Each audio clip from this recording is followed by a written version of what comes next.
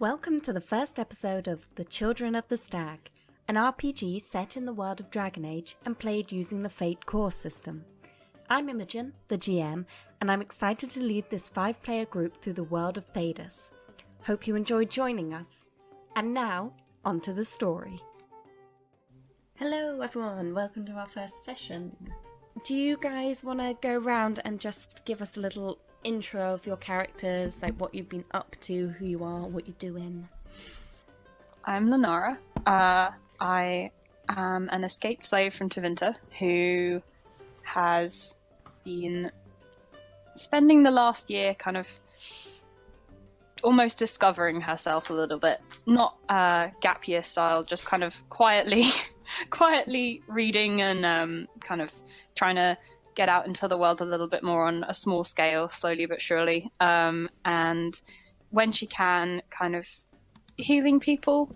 If they kind of come to her, she doesn't make a big thing about advertising it in the same kind of way that Anders did, but like kind of she's doing it on the lowdown every now and then. Still happily living with Allegra and Maria. Bit sad that the wardrobe in the house got converted into a weapon store. She's a bit of a nerd when it comes to clothes, because that's what her job used to be. She was Maria is a Ravani merchant who has set up shop in Kirkwall in the time they've been there, gathering quite a reputation for being able to get you anything interesting that you could name, from contacts that she has back in Antiva or Ravane. She does nothing to hide the fact that she looks quite foreign to these parts. She's got tattoos up her arms and even on her face that move, and some people say that because of the way Ravani culture works, these multitude of interesting tattoos could even mean she's some form of Ravani nobility. And yeah, she can regularly be found chatting around Kirkwall, particularly in the pubs and taverns, or wandering Darktown. You know, anywhere you could look, she might be there. Allegra's been doing very similar things to Maria. She has re-established her contacts with her family a bit more, trying to get into the trading a little bit, but also doing like any kind of mercenary work in town that could be available. And when she's not doing that, she's out drinking, basically. Yeah. Silva is actually obviously very, very tall Kunari, who is working in a soup kitchen. She's working for the community branch of the Guard with her Kunari friend, and they are totally not there to convert people down on their luck, and are actually just trying to help the people that were hurt in the Kunari attack. I love her. Totally on the level. Yeah, totally on the level. She's not shady at all, and she's totally not sending people off to the homeland or anything. It's My god. Gigi, regale us with the tales of your life. Well, Gigi, she's an Orlesian scholar, spent the last year still doing a bit of Tevinter studies that she was always doing, but she's switched her focus a bit to sorts of ancient elven stuff after everything that happened before. And yeah, she sort of spent the last year just in the university, in a library, just not getting into danger, because once was enough. Yeah, and then sure. she came to Kirkwall. She's going to totally stay out of all danger. I like to think she's prepared now. Nice, quiet life. Yeah, So this whole campaign is going to be a library roleplay. obviously. That's what Gigi expects. Pub crawl. No, Gigi doesn't do pub crawls. She was like the one, everyone else. Oh, we'll would work on that. go out. Oh and yeah, she's we just will there like, definitely work on that. She's like, no, I have to read some more. Early night. Okay, well I guess it's time to start then. Maria, Lenara, Allegra, Gigi, and Silva. You each feel yourselves surfacing from a dream, a recollection of your past. But you do not wake. You linger here in this gap between dreams, weightless. All is in shadow, save for some veins of lyrium that provide a sickly cerulean glow, and the sky, a tumultuous storm, perfect in every detail but almost frozen, drifting with a lazy ferocity. The silhouettes of colossal rocks and debris hang in the ether, unmoored from gravity. Your attention is drawn back to your immediate surroundings as a thick mist twists between you and comes to linger above, formless and faceless. A sense of curiosity and consideration washes over you, but as you stare into its depths, you see nothing but the churning haze. A voice speaks, as if from inside your mind. You have seen much, but you have learned little, and you still seek to discover your true selves. I have a question for each of you. What is it that determines your future? She turns first to Lenara. I do not yet know. Maria? I can't say what determines my future. Only what's already set to come. Allegra? I will make my own future. Silva? The teachings of the Queen decide my future. How about you, Gigi? Well, I suppose my future depends on what grades I get. Your own abilities. Interesting. A strange sensation washes over you, and as you finish speaking, the mists billow upwards, seeming to form twisting spires and endless staircases, their tops shimmering into the angry vista of the endless sky. A great gate shapes before you. Shifting and trembling, it slowly swings open, beckoning you in, and you wake.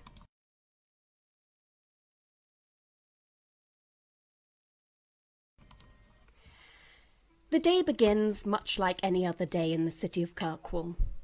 The sun is rising, and the sounds of the low town bazaar and bustling docks drift through the labyrinthine streets, reminding even the denizens of Hightown of the colourful world beneath them.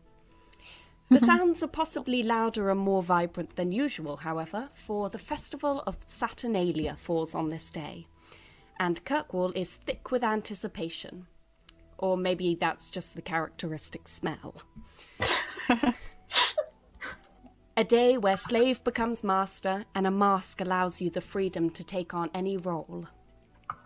Rooms at the Hanged Man Inn have been booked for weeks now, and the Lowtown Bazaar has been suspended for the day, preparations underway for a great party and banquet held here in the centre of the city. The alienage is also a site of much excitement. The old tradition of elven freedom and independence on this evening still important to the community, and lights and decorations have been hung around the great tree at the heart of the square. The docks are busy and bustling, with people arriving to join the festivities and supplies of wine and food provided plentifully by merchants glad for the holiday business boon. Even Hightown is abuzz. Madame Lucine has been busy advertising the celebrations of the Blooming Rose, promising drinks, dance and merriment. And the more well-to-do inhabitants of the Hightown estates have spent months choosing their gowns and masks at Viridia's dress emporium. Maria, Lenara and Allegra, you wake in your modest house in the centre of Lowtown. Although you're not particularly close to the bazaar, the streets outside still sound busier than usual, occasional shrieks coming from the children who are clearly taking the tradition of pranking their elders seriously. The day is young, and you are all unoccupied until the Saturnalia dance this evening. What would you like to do? Are we in firstly, how kind of is the house laid out? Are we in our own bedrooms or? Yeah, you would be currently. You've just woken up, so you are free to kind of wander around the house as you please, get some breakfast, and then head out for the day if you want. I'm gonna write down what I dreamt about the night before. Of course. You write it down in your notepad. It seemed weirder than normal. Really? No. I'm gonna go get some breakfast. Lovely. The kitchen is pretty simple, but it's perfectly well supplied. You guys must have gone shopping a couple of days ago. I'm gonna make sure to make enough breakfast for all three of us. Aww. While I ponder my strange dreams. I'll go down when I hear others moving as well and start setting up the tea while Allegra makes the food. Once I'm done writing that down, I'll go downstairs and have some breakfast with them. Lovely. You all find yourself in the kitchen? Make sure to dress for the festivities today in the most outrageous looking garb that I have. I love you. Colourful veils and such. Hey, it's a festival back home too. It was always a little bit different in Tevinter, although we do have it there. Take advantage of being able to wear much more interesting clothing this time, though. Maybe a little less chantry based. However, the celebrations go here, but yeah, we definitely knew how to do the party part. I would expect nothing less. And if you're looking for something to wear, I'm sure I can help you with that. What makes you think I need help? That's true. You can trying to say, Maria. I'm just saying I have a colourful festival wardrobe of my own. I could need a new wardrobe, to be fair. Well, Mine's pretty boring. you know that usually most of the clothing stores in the market will be closed for the day while they set up everything.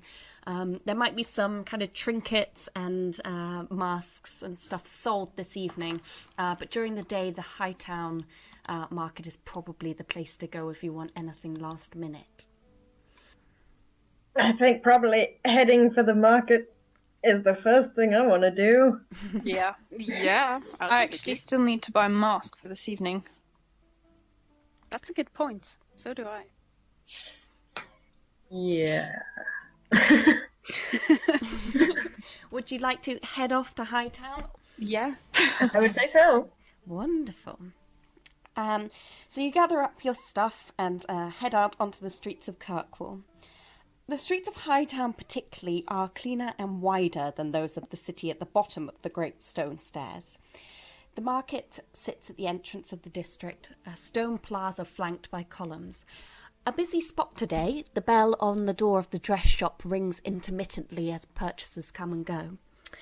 As the centre of finer commerce in Kirkwall, the market is always filled with people and interesting wares, though perhaps less eclectic than those of the Lowtown Bazaar, in both respects. Two people draw your eye today particularly. Madame Lucine is busy at work inviting possible patrons to the Blooming Rose, and a young elf with a wicked smile is looking curiously at the items for sale, occasionally being shooed away by merchants. One of the merchants, however, doesn't really pay him much attention. A dwarven woman is pacing backwards and forwards endlessly. Feel free to have a look around. Can I look around, but keeping my eye out specifically for a mask fashioned after an owl? There aren't very many masks within the market itself. You probably have to pop into the dress emporium, or they're probably holding them back for this evening. Okay. I try to keep an eye on the elf, see if they're looking for anything in particular, or if they're just browsing in general. The elf spots you looking at him and turns around and gives you a wink and goes about his business. I grin at him and just like, yeah, okay.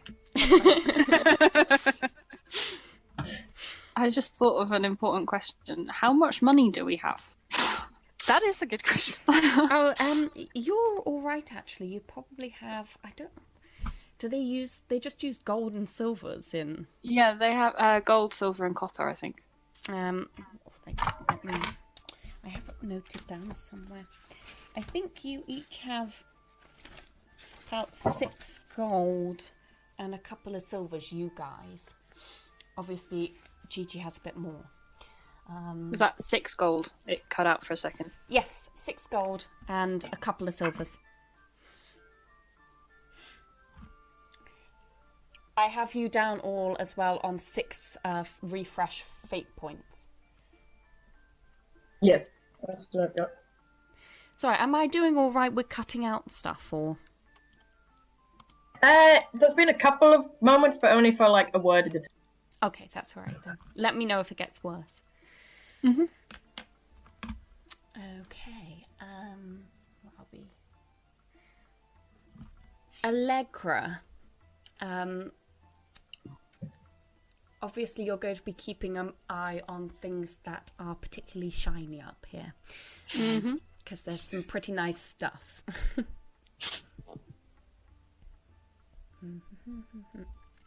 Okay, great. Carry on. Sorry.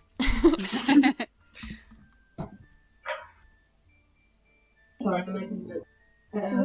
Is there anyone that I recognize, or any wares that I recognize that are people trying to, either that I've sold them or that they've got from? I'm gonna be quite honest. You usually spend most of your time in Lowtown. That's true. Down where we belong. Not necessarily, but usually the merchants up here. More exotic clientele. Wow, yeah. There's quite a few stores around. There's some weaponry stalls. There's some people selling food, obviously, because down at Lowtown has been suspended for the day. So there's a couple more people who are up here selling produce. And obviously a few shops that are around the outside of the plaza that are inside. But yeah, it's pretty much the same as every day, just bits and bobs, potions, weaponry, your normal trash and treasure. Yeah. Can I go and find Maria if we're not together? If we've kind of wandered off a little bit. Have you seen anything interesting? Surprisingly, not much different. I was expecting something a bit more festive. You know, the local cuisine. Well, this is Kirkwall. Yeah, I wouldn't get your hopes up. You also get the feeling it's Hightown, so they always have a sense of lofty indifference. Yeah, these people just don't know how to celebrate. Well, they do, mean, but on the their corner of the- celebrations generally involve a lot more private. This is true. Back on the streets at home, we'd have the witches sending up fire fairies that just float around the marketplace. It was beautiful. Oh. Maria, as you finish talking, you see Madame Lucine hurrying towards you. Well, not hurrying, but she's a little more brisk than usual. Oh no. Maria! We haven't seen you at the Blooming Rose for a while. I've just been tied up elsewhere. There's... Oh. Lanara's raised her eyebrows. Well, we can provide that as well. Good to know. We've got quite a lot going on this evening. Dancing, drinks. You know, your establishment might just be the kind of fun I'm looking. As you said, it's been a while. I was wondering if you had perhaps seen Faith Julie today. Not so far. Oh, okay. Well, You need her for something? no, I just haven't seen her for a while. I know sometimes she goes up to Viscount's Way. It's not possibly the best day for it. But she's usually found there. How long has she been missing? Oh, just since this morning, but I did ask her to come back and help out at the establishment at lunchtime, and she didn't return. Maybe there's something going on. Well, You know, that's just really something caught her eye. meant to go via us. This is true. I can keep an eye out. Oh, thank you. I just thought I'd ask, seeing as, well... No, we haven't been that way ourselves yet, so... I haven't spotted her. She hands you over a leaflet and just says, well, perhaps we will see you soon. And I will make sure of it. hurries off.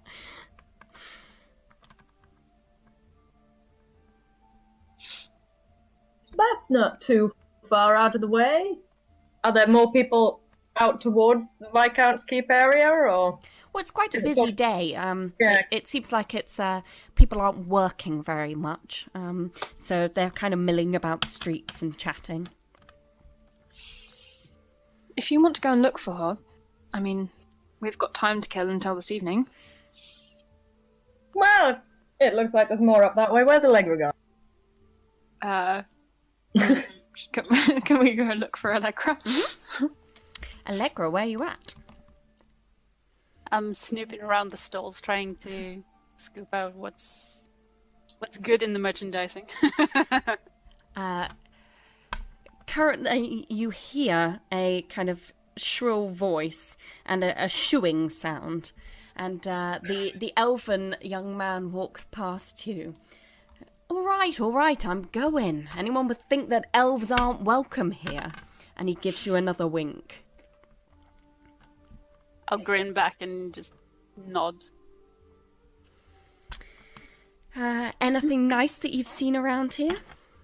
I've got to say, there's not much going on. Well, this is Kirkwall. Well, yes, but, you know, in terms of something good to purchase. Oh yeah, but you know, Hightown. They're a Yeah. bit stingy. They're all stiffs. But, I mean, it's not much the same. It's not very different down in the Alien Edge. I mean, today it's bloody arts and crafts down there. They're making masks out of leaves. I love him.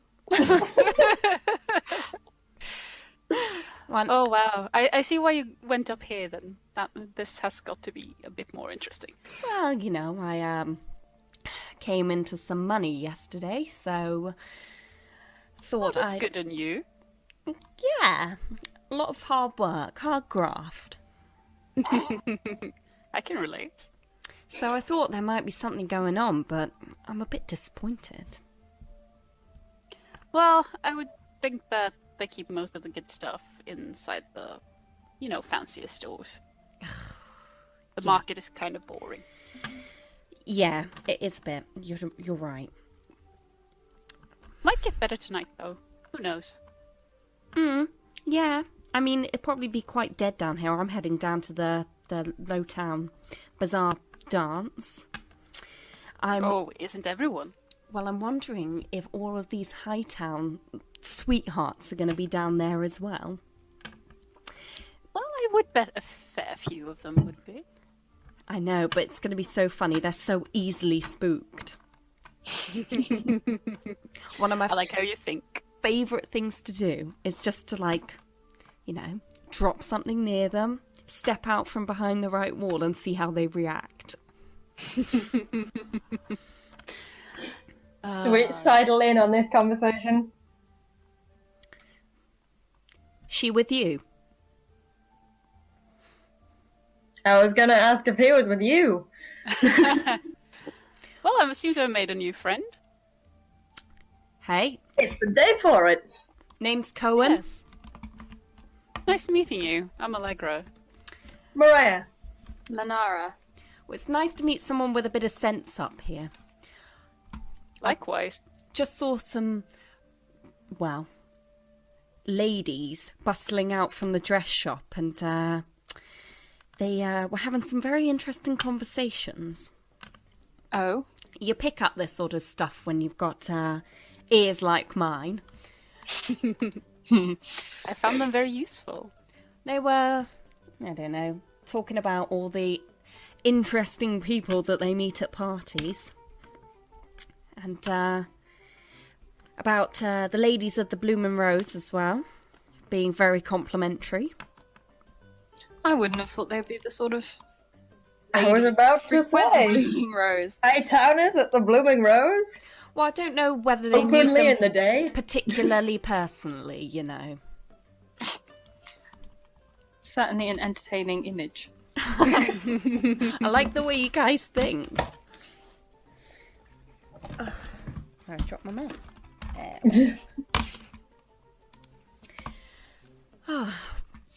I mean, if you guys are up for it, we could follow them and try and give them a bit of a fright. Allegra, I know better than to ask where you found this one, but I like him. Well, Who said she found me? Well, you seem to mesh well with, well, all of us, really. Nice to hear it. And I guess spooking some fancy ladies wouldn't hurt. I mean, it's not like I've got anything else to do today. I mean, I'm heading up the Viscount's way, so... Oh, Are you now? Is there something going on we don't know about in that direction? Well, the stiffs are always up there, aren't they? Well, it's my first time in Kirkwall for this season. I don't see why not. We might as well follow them. We Yeah. were heading that way anyway. Could you all roll stealth for me? I'm so nervous. Okay, that's not bad. 4 was neutral, right? Yes. Yeah. God. 3. Yeah, 3 as well. Wonderful. Plus 2, I think. 2, and he got 3 as well, so you guys make good progress. No one's particularly paying any attention to you anyway, but you managed to sneak in behind a couple of very... Well, their taffeta is rustling, let's say that. Can we overhear what they're saying? Yes, you can. Oh, well, you know, I think... I mean... They probably wear masks because their faces look like those really squished up dogs they like to breed. I doubt she's very pretty underneath it. Oh, no, I think you're probably right. I mean, is she going to wear a mask over her mask this evening? Oh, you're so wicked. Cohen turns to you and signals you to make a distraction. I just walk a little bit faster and bump into them and go, oh, sorry. Oh, God. Antonia, I'm going to have to get this dry cleaned. I'm not that filthy, you know. Oh. Might improve it a little. I think you've got Okay. something on it there. I'm doing a bad job of hiding my laughter. Oh, no. Why are they coming near me? I didn't start this conversation. Just don't look at them directly in the eye. I assure you that I am quite harmless. Oh, Camilla. Unless you Camilla. want me to be. Oh, she turns bright red. At this point, Cohen jumps out behind them, currently holding a large leaf mask over his face, and shouts loudly. And Antonia, the girl who you brushed up against originally, Allegra, falls to the ground. Her hem absolutely covered in mud now. And Camilla starts sniggering a little bit. Oh, darlings, you're definitely going to need to get that clean before tonight. What will they say? Can I? Yes? How No? recently did it last rain? How kind of dirty is the ground? And how Well- easy would it be to move that dirt around? Well, it is winter time, so it's not particularly nice in Kirkwall. There's probably a few puddles around. They're not the muddiest because it is Hightown, but they're still. I'm just wondering if there's damp something and kind of horrible. between the cobblestones. Mhm. Could I, as subtly as possible, try and move some of that dirt to spatter it up against the dress of the one that was sniggering at her friend? Please roll law for me. I love this. Oh, that's pretty good. +6. Oh, damn! It spatters up into her face, getting in her mouth as well, and she starts coughing, and Camilla is openly laughing at this point.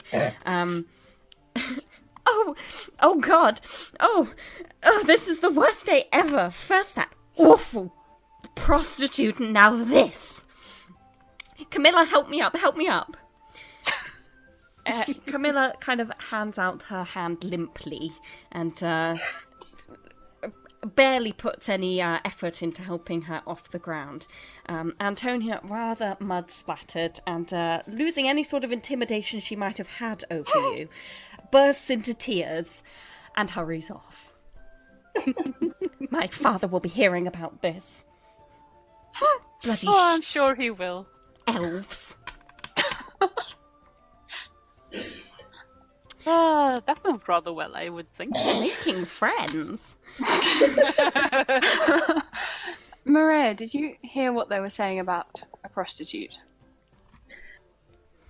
I did. If they're going to go after my darling friends, I should have stepped on a hem. I think we might have done enough damage to her poor hem. I'm I'm going to have a time of it trying to get mud out of that skirt. Tell you. I'm sure it adds character. I'm not sure they know what character means. Oh, burn.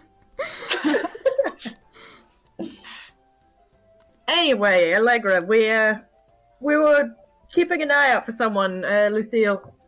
Yes, Lucine, sorry. Came to ask if we could just keep an eye out for our friend, Faith Julie. She's possibly gone in this direction, so that's why we're heading that way. Oh well, yeah. I mean, that is a good a waste of time as any, I would say. Can check out what's going on in that direction. Mm-hmm. So you head down to the Viscount's Way. There's quite a few officials around. They clearly still have work to be doing, even on a holiday day. Possibly even setting up more, what's the word? Security, whilst the holidays are on. Did I cut out there, or am I okay? No, there was a beat, but you were It's fine. the music bot going. He has left us. Rude. Oh, there it is. There we go. Cohen's still with us. Hmm? Cohen's still with us?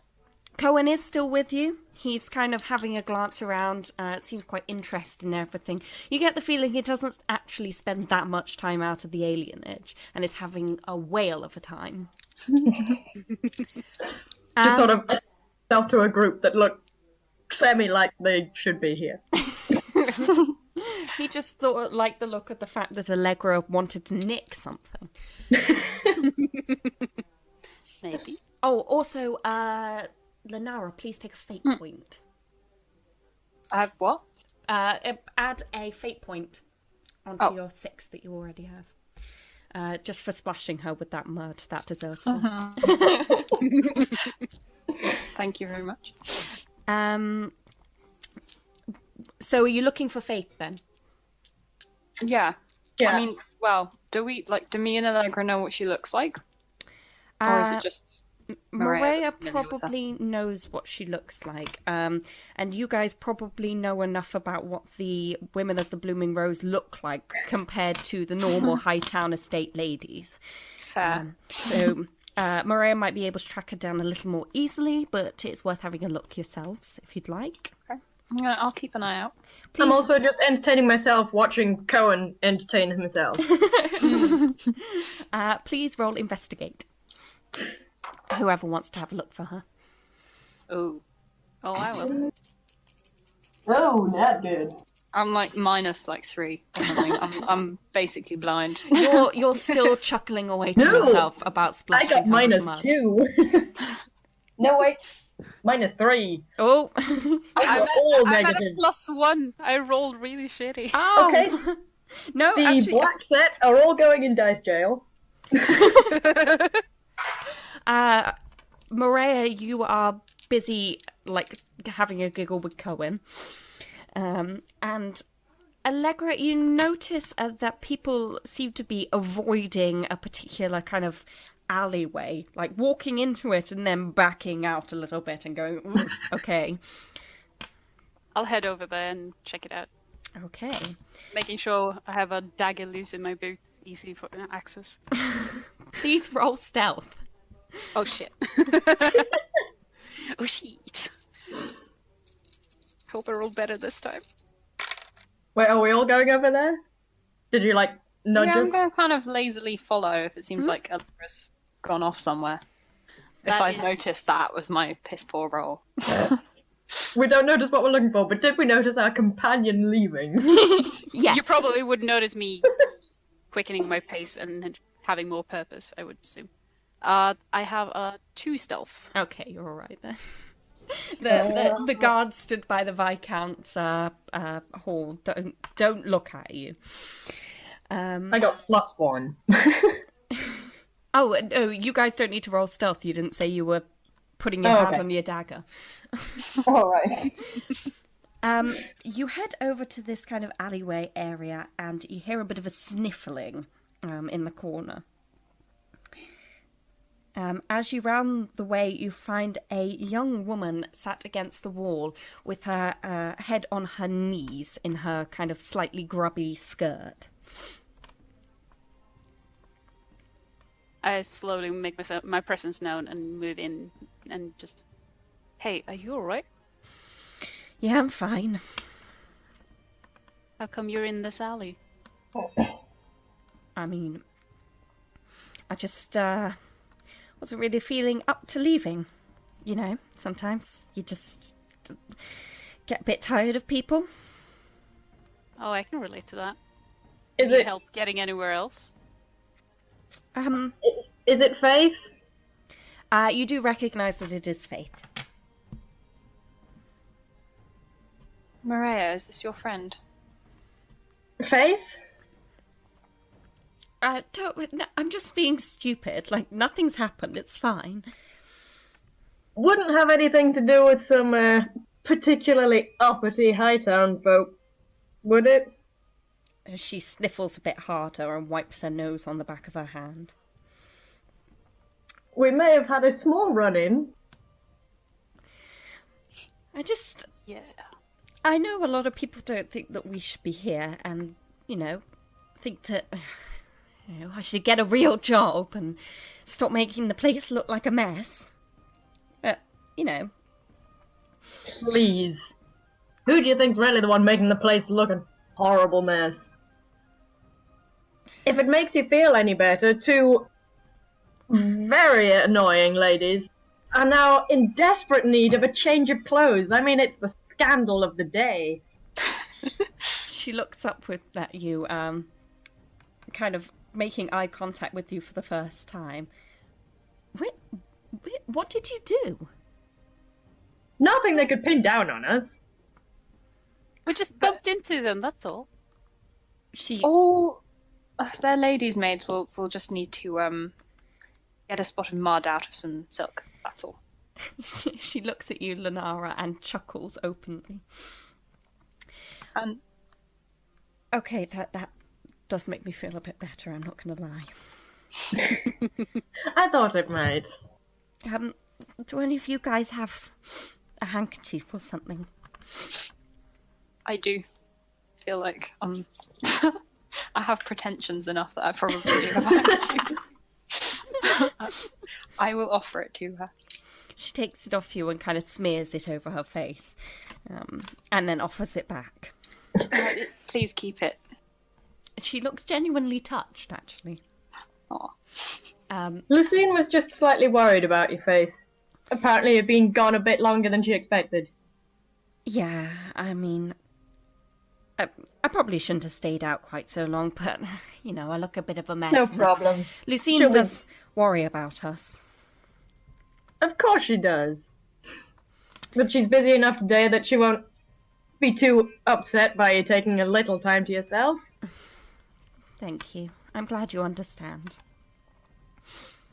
She gets up to her feet. She's a little bit shaky. She's clearly been doing a lot of crying and has kind of the puffy-eyed look and slightly knocked knees. Do you mind us asking what exactly they did? Whether we should have exacted more revenge? No, I mean, you know, it's just words, but, like, eventually it kind of, it gets to you, and you hear a lot of it up here. I mean, it's a nice establishment, and it's so nice that we can feel like we're a part of a better district and a better way of life, but people don't always accept us around here, you know? And if you go outside and they know you, like, people are cruel sometimes. Some people just don't like different, and sometimes it's exactly what they need. She laughs kind of knowingly at you. I should probably get back now. Do you want an escort? Or are you fine on your own? Company's always nice. What do you say, guys? Yeah. How about a nice stroll back? Sounds good. So you stroll back with Faith, and now we're going to switch to Gigi. Rebecca? Yep. Yes, you are here. So the idea of a masked ball is no new concept to you. And you kind All of... balls are masked balls to me. Yes, exactly. You kind of wonder at the excitement exhibited by the Kirkwallers. However, you've been in the city for nigh on 3 weeks now, and you're starting to realise that predictability would be far more disconcerting in this place. Your room in the Circle Tower is large and well furnished, clearly having been the quarters of the previous Grand Enchanter when such titles meant something. Senior Enchanter Emmanuel loudly acquiesced to your request for the grandest room and has not stopped talking about his generosity since. It's still a little confused and messy. You haven't had much time to neaten it during your stay here, having been busy reading their endless supplies of books and taking on the slightly more arduous task of interviewing anyone who knew about the Tethris debacle and Meredith's seeming possession. But today is a break from that, and a welcome one. Parties may be old news for you, but this festival is firmly rooted into Tevinter culture, something that's rather swept under the rug in Orlais. But surely in this city, which is so intrinsically linked to Tevinter history and culture, things will be different. So what would you like to do before the party this evening? Have I got all my, dresses? All my dresses? Maybe I'm wearing more than one. You have them all on currently. All. Have I got everything I need? You've got your trunk of dresses.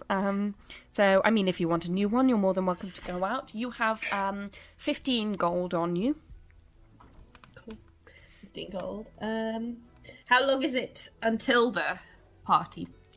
It's probably about kind of 10 a.m. time at the moment. So you have a good full day ahead of you if you want to head out and pick stuff up or go and scope out the party venue before time or just go and get drunk in the pub. So am I going to the party in Lowtown or am I going to a different party? Well, everyone's going to the party in Lowtown, so Right. it's kind of it's the big one this evening. It's okay that it's in Lowtown because it's the Saturnalia, so it's the one evening of the year. She's still that... kind of dreading it. She's never been to Lowtown before. She's avoided Lowtown. Yeah, you've gone straight from the docks right up, to, like skirting around it. Yeah, just like, oh, get out of here. Maybe just take a walk through Hightown, I guess. So you hop on the boat to head out down to the docks. Where are we? No one stops you on the way out. As you're staying in the tower, obviously, you walk through the gallows, which it's not looking its best. It's definitely been through a lot recently, and as you pass out, the Templars kind of give you a look as they recognise you. Wow. As you head through the docks, much like the rest of Kirkwall, they're loud and bustling and filled with people carving out their living through trade. The docks are filled with lots of different types of ships. It's clearly kind of the intersection of many cultures. And there's lots of deckhands unloading cargo, and their shouts fill your ears. There's a few preachers going on, people loudly shouting about things, and roll perception. +1. Okay, yeah, your attention is drawn by a man dressed in chantry robes, loudly yelling and seemingly having a bit of an argument with the man next to him.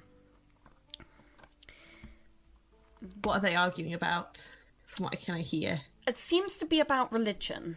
One guy, the chantry man, is talking about false gods and being misled by the blasphemy of this revelry. And the Maker is true, the true divine, and demons are walking among us, you know, the normal fare. And the guy next to him seems to be screaming about the night being the domain of the pantheon of lost causes, and something about being given strength by the goddess of the great dwarven shoe. The Great Dwarven Shoe? Yes. Okay. He seems to revere her greatly. Well, everyone can believe their own things. Well, she'll listen a little bit more because it sounds quite funny, but she won't go near them. She'll just like, okay, what's going on there? I don't know what ridiculous goddess you're talking about. The Maker is our guide. The what? I think you're talking nonsense here. I mean, I follow the word of the inexplicable duck, and you follow the chant, so I believe you, sir, are talking as much nonsense as I am. And the chantry piece gets a bit pink in the face and starts huffing and storms off. And you head up, skirting the Lowtown, up to Hightown. As you arrive in Hightown, you start hearing some shrieks off in the distance. Clearly there's some drama between the women of Kirkwall. You know them relatively well enough to realise that Kirkwall's quite an insular place. They don't have that much to do except bitch about each other and try and one-up each other. And clearly that's what's going on today. You're sure you hear something about bloody elves, but it's much of a muchness. Oh, bloody elves, that's normal, isn't it? Among these people. Yeah, pretty much. Going up. If you want to look at dresses, obviously Viridia's shop is still open. There's some stalls that are around the market, but they're not selling anything particularly highbrow. Just your normal stuff. Go look at dresses. Might want a new one, if they're nice enough. As you walk through the door of Viridia's dress emporium, you are hit by a sudden cloying smell as the warm air rushes out through the open door. The taffeta-lined walls rustle fussily as a short and smiling woman with a crown of impressive curls sweeps up to you. Do close the door, won't you, sweet? Don't want it to get chilly in here. She gives an affected giggle. Of course. Just... Oh, I haven't introduced myself. How rude. What a silly goose. I'm Viridia Cadence, and this is Viridia Cadence's sartorial emporium. My name's on the sign, you see. Now, what brings you to my door? I just felt like browsing. Oh, well, we have the finest dresses from all over Thedas. I see you're Orlesian. I doubt even Val Royaux could rival my collection. Well, I suppose we'll see. Oh, yeah, I'm sure we will. She looks a bit shaken for a second. We have a large selection of pink dresses. You look like the kind of woman who would look ravishing in pink. Do you have any other colours? Oh, yes, we have many. And she kind of gestures you over to a sort of drab section in the back.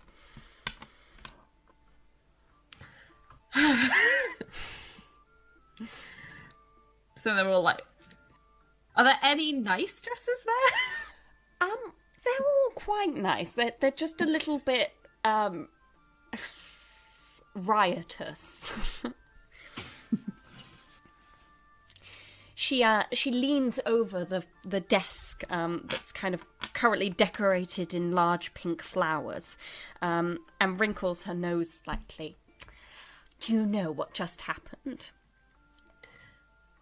I do not. Oh, well, let me tell you.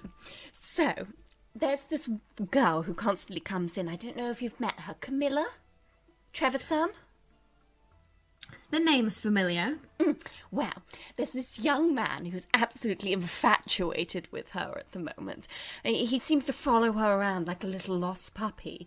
Well, anyway, I saw him out of the window, and he saw the mask that she bought from me. Guess what mask she bought? You'll never guess. I suppose I'll never guess. If I'm never going to guess, just tell me. Well, she chose a fox. Isn't that amusing? Yes, of course. So, I was thinking, wouldn't it be a wicked lark if somebody bought exactly the same mask as her? I suppose. You should try it on. It's just the evening for those kind of tricks and japes. Unfortunately, if I'm going to a masked ball, I do have to wear my family. Oh. Well, I suppose it's your Orlesian custom. Yes, it is. Isn't it rather interesting that when you go to a ball, you look exactly the same as you do during the day? Well, for the wealthier families, our masks are ornate anyway. They suit the balls. I've always wondered about the Orlesians. I mean, a mask is meant to hide your identity, and yet yours proclaims yours so loudly. It's not hiding our identity, it's hiding our secret. Oh. Great. As you're talking and she's smiling, kind of, it's a bit screwed We're on. all getting on point. so well. Another young woman walks into the emporium. You recognise her as... Oh, where are we? Henrietta, who's a girl who occasionally pops up at parties. She's a bit lofty, but not particularly liked by anybody else. I mean, in the only way that the Kirkwall girls do like each other. She looks a little confused and lost, but as she spots you, she kind of flicks her hair back and turns on a very confident expression. Gigi, it's so nice to see you here. Henrietta, it's nice to see you too. Pleasure. Yes. Why are you here? Haven't bought a dress yet for tonight? Oh, I have many. I just, well, I was sure about them, but, well... Well, there's plenty of pink dresses here, if that's what you like. What do you think? What do you think I should get? She seems to kind of let her guard down a little. You could tell she's a little stressed. I'm not sure. If they've all been coming here, I suppose the ball will be a lot of pink. Maybe a different colour will stand out more. Oh, you make a wonderful point. Thank you, Gigi. She, hurries off to the corner, to look at yellow dresses. Oh, sorry, I just hit my microphone. Verida gives you a slightly strange expression, but carries on with what she's working on, which is pretty much fussing with fluff behind the counter. Ah.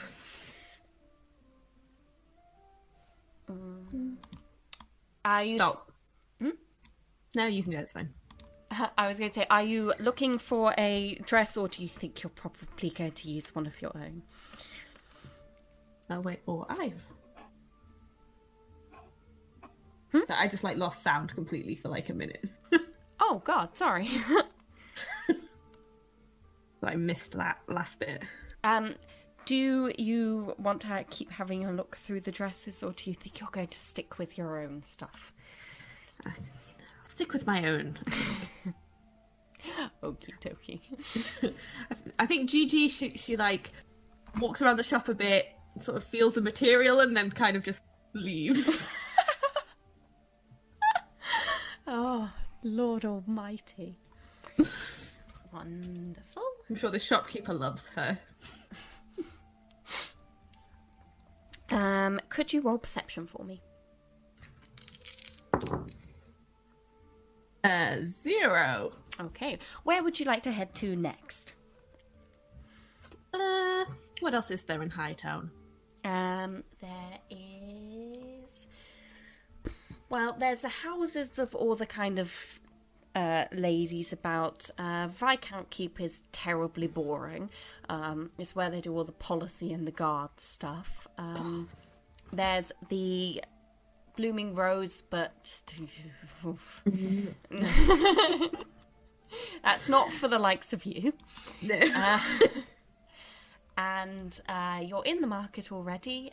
There's the kind of temporary chantry building. And obviously there's the nice architecture, the old Hawk estate that's been left empty, and your plazas around and about. I think she'll sort of just take a the different architecture. She's still looking for maybe Tevinter influences and things, because it may be her day off, but it's not really. Okay, you get a good sense of the kind of layout of the town, the high town. You get a good idea of kind of some of the back alleys that you'd never really noticed before. Kirkwall seems a bit of a mess as far as you're concerned. It doesn't seem to really adhere to any sort of road plan or layout. Clearly something's gone terribly wrong in the town planning of this place, which is surprising to you, because usually Tevinter is quite good at that sort of thing.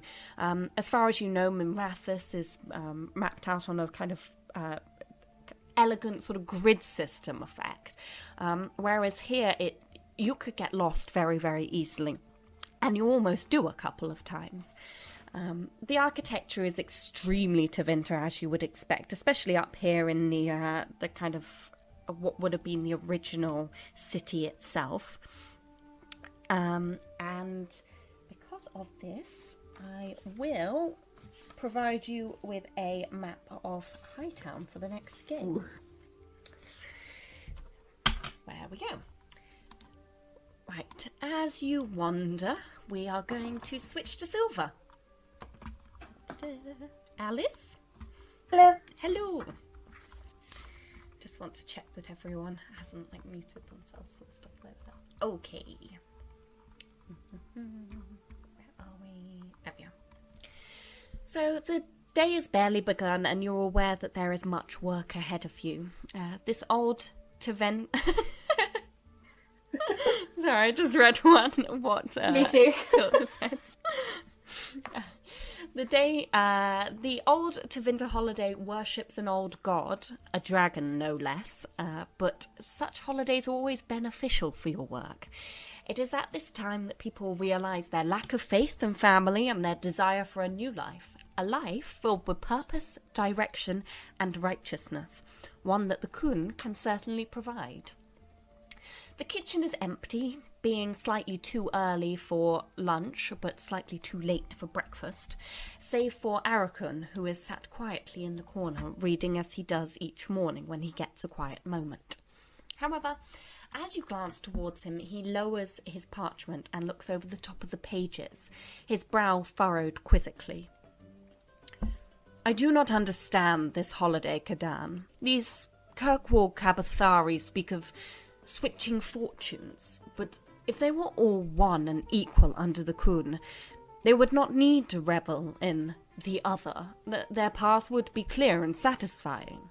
Why do they rail against the true order in the name of freedom, and yet highlight how dissatisfied they are with their place in this world, with this merrymaking? Oh. Perhaps they don't understand how the Canary could change their viewpoint and provide them with a better path to follow. I understand. This is why we're here, I suppose. I just find it so difficult dealing with those who are not open to the true way. I admire your strength in the face of non-believers.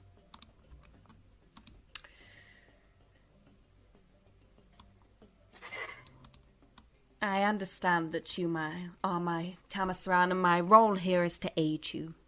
I will listen to your guidance. I must request, however, your help in this morning to gather some supplies for those who come to us on this day. I've secured a new shipment at the docks from one of my contacts, and we must be prepared for the inevitable troubles that the evening will bring, and the people that it will send to our door. Silver nods and agrees. She's not particularly one for talking. So do you head down with him to the docks? Yes. Yes. Okie dokie.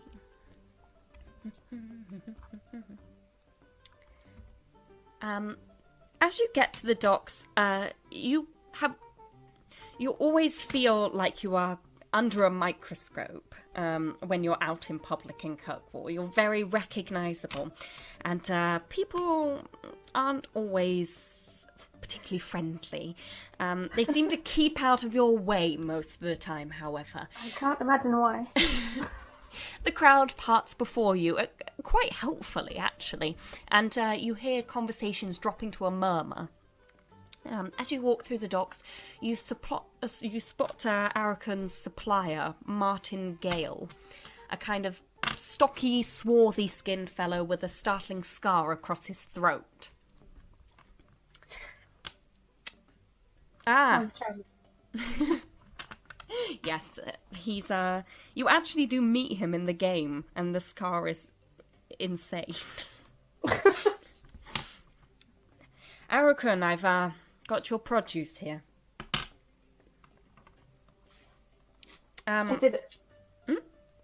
Is it all there, or is it? Has everything we've ordered arrived, or is he? Could you roll investigate for me? Yes. I can't remember what any of the numbers mean though. Hmm?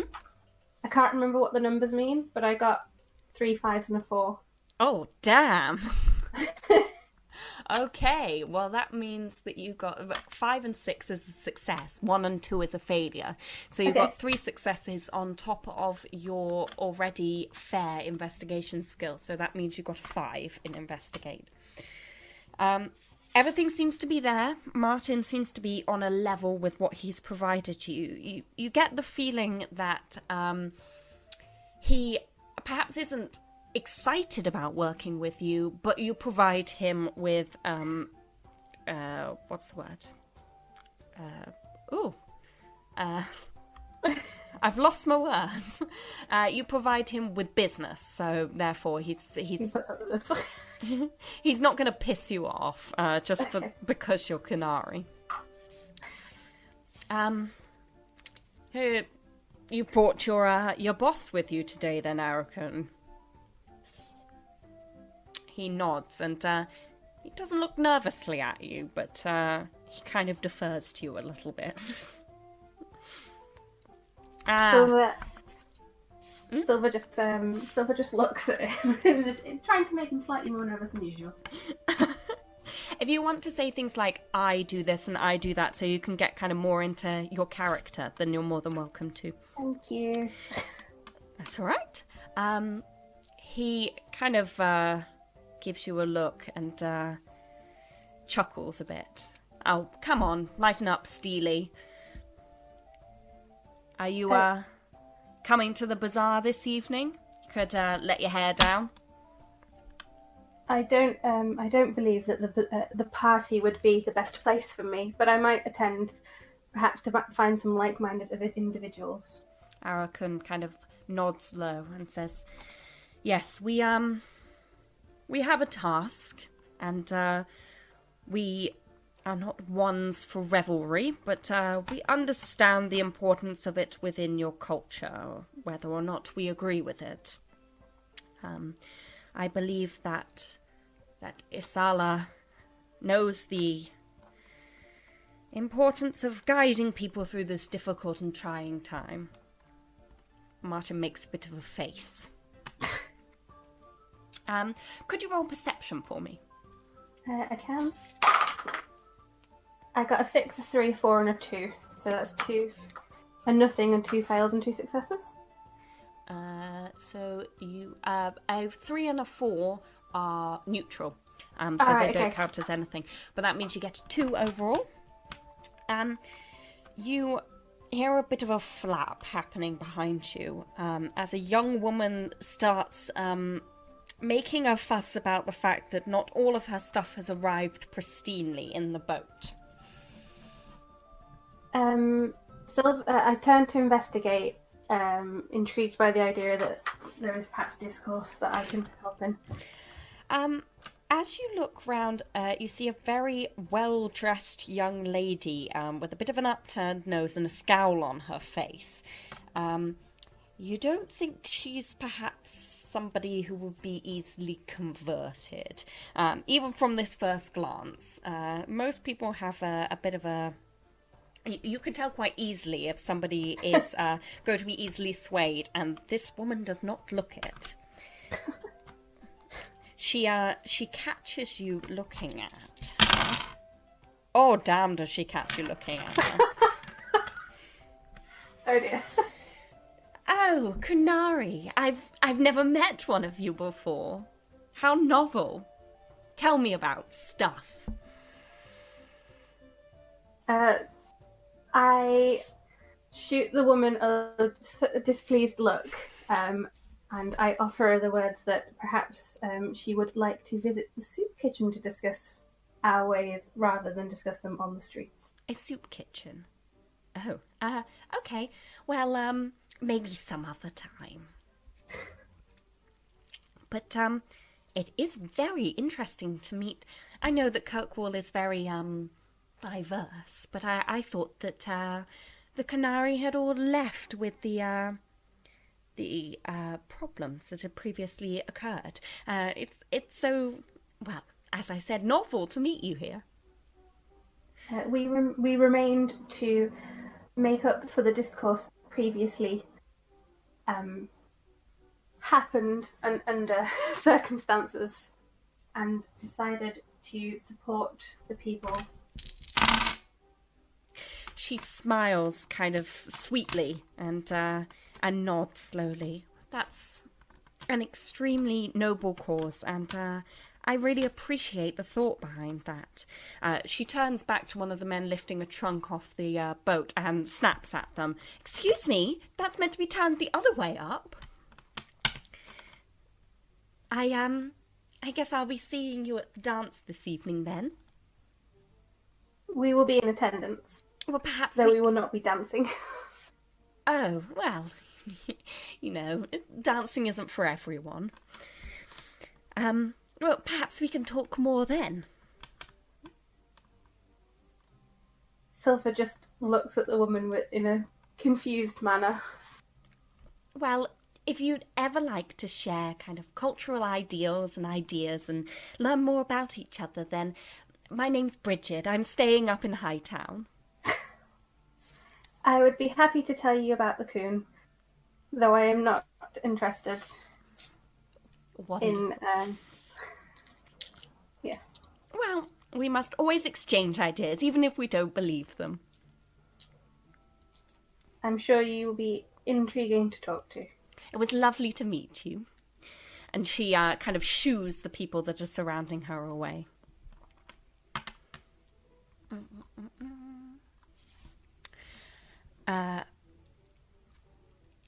Arakun... Arakun turns back to you.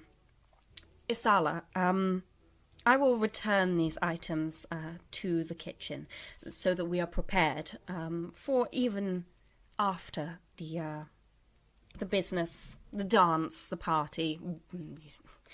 He grumbles under his breath. Perhaps it would be helpful if you went to look at what we will be dealing with this evening so that we could be truly prepared. So I nod and suggest that perhaps I should follow the crowds to wherever most people seem to be going at this time of day. He nods solemnly, and I send the good wishes of the Kun after you. May you learn a lot, and may we be able to help people. He solemnly takes your hand and then starts loading up all of the produce onto a small cart that he bought. I was going to say Silver returns the gesture and moves to leave in the direction of the crowd. Wonderful. Could you roll perception for me? I can. 3 neutrals and a 6. Wonderful. So that's a 3 in total. So the crowd mostly seems to be heading towards the Hanged Man Inn. There's a lot of people who are clearly trying to get a head start on the drinking for the evening. So if you follow along with them... would you like to go into the bar or stay a bit more outside? I think Silver would prefer to stay outside of the bar, not feeling quite welcome inside. No, probably not. You know that a couple of Talva Shoth occasionally visit the Hanged Man Inn and kind of work from within there. And another reason why you probably wouldn't want to be particularly close to them. No. Just opposite the inn is the Lowtown Bazaar, which is where the party will be held this evening. It's pretty bustling at the moment as well. Right, let me find it. Sorry, I think my sound just cut out a little bit then. Oh, sorry. Opposite the Hanged Man Inn is the bazaar where the party will be held this evening. And it's pretty busy at the moment still. Already. There's a lot of stalls that would usually be used for the market, but they're currently being kind of draped in rich red fabrics and hung with lanterns. And you can see from where you are that the centre of the bazaar has been cleared and a large bonfire is being built in the centre, with 2 well-dressed women bickering loudly to one side of it.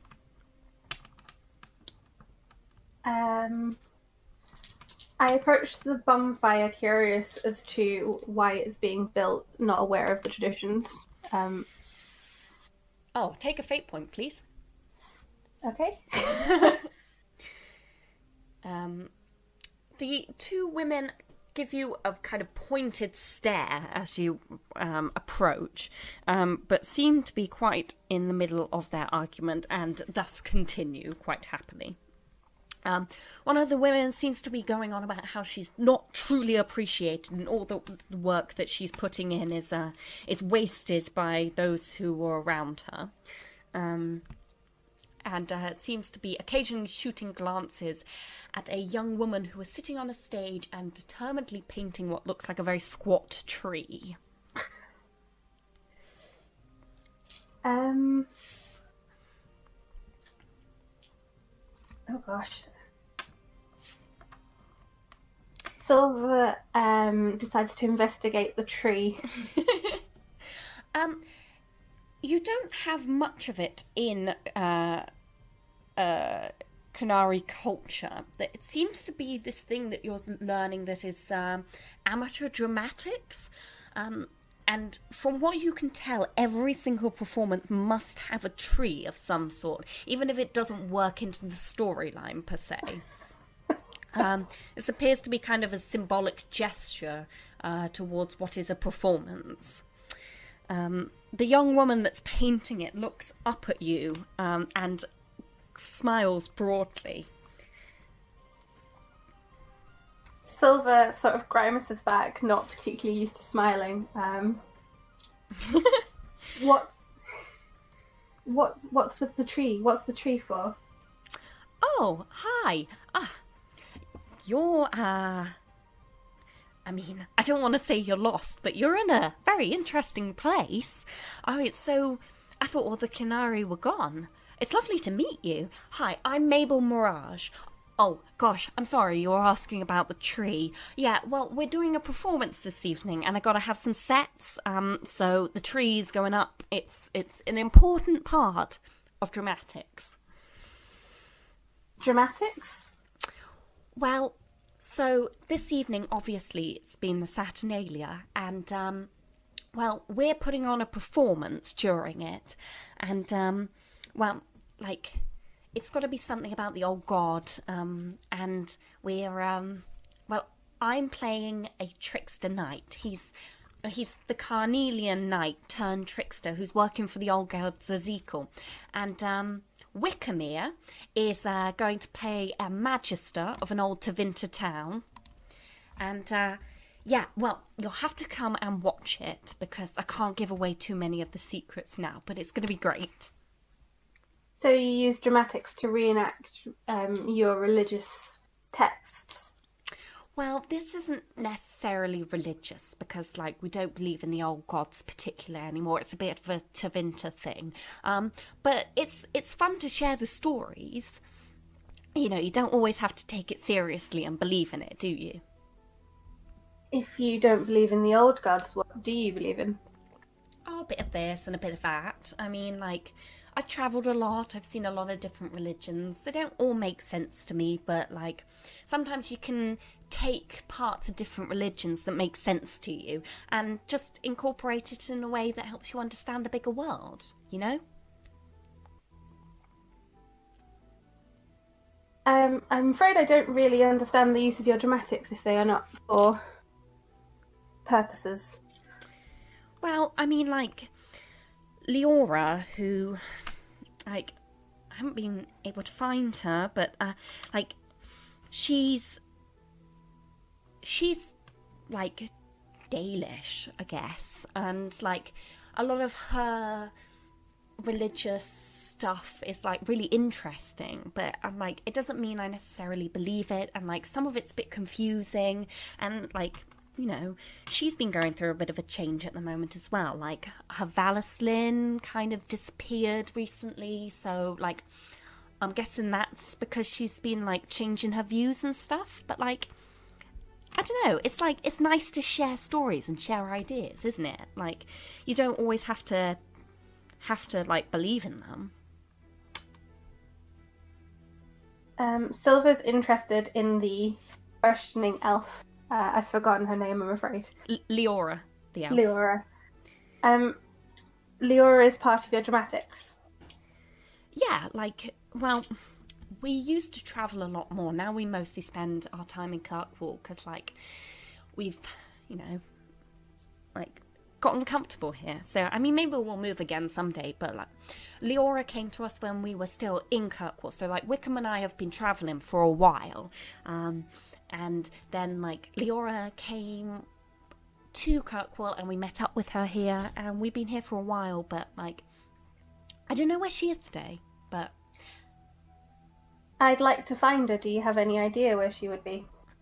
Oh, I don't know. I mean, she'll probably be back this evening because she's got to play our peasant girl. So, like, maybe you'll be able to find her when she comes to the party.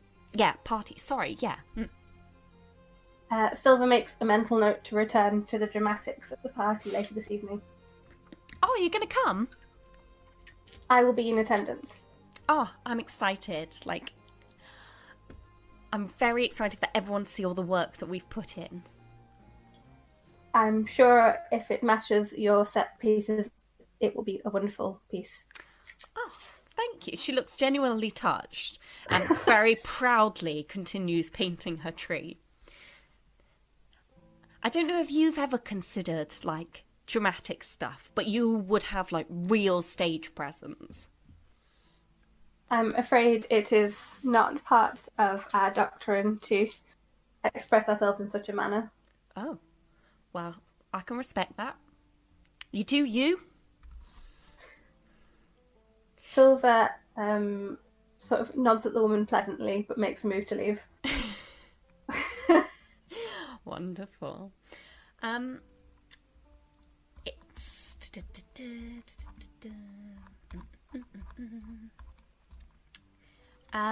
as the day wears on and dusk approaches, as you've all been doing your various things, you each realise that it's probably about time to head home and start preparing for the festivities this evening. Is there anything else anyone would like to do before you pick up and return to your houses? Or is everyone happy? I realised we were all still on mute. Yeah, I started responding and then I was like, oh wait. On the way back, did you say there was a shop that sold masks? But it was a different one to the one we were in before. Well, there's Viridia's Dress Emporium, which has a lot of masks. There's nothing in Hightown, and as far as you know, most of the stuff that's going to be sold in Lowtown will be available later at the party, not currently. Then Lanara is going to wait until later on because she can't be bothered at the moment. She'll keep an eye out when they're in Lowtown. Wonderful. That's brilliant. Anyone else? I just continued wandering the streets and occasionally making mischief with Cohen. Your new best friend. He reminds me of someone I just had a strange dream about. That is true, actually. He is a little bit similar. I don't typecast all my men. I was writing all this and I was like, damn, there's a lot of women in this. Let's stick another one in. Oh, and with Anna coming back, would you like to do anything before you guys head back home to get ready for the festival this evening?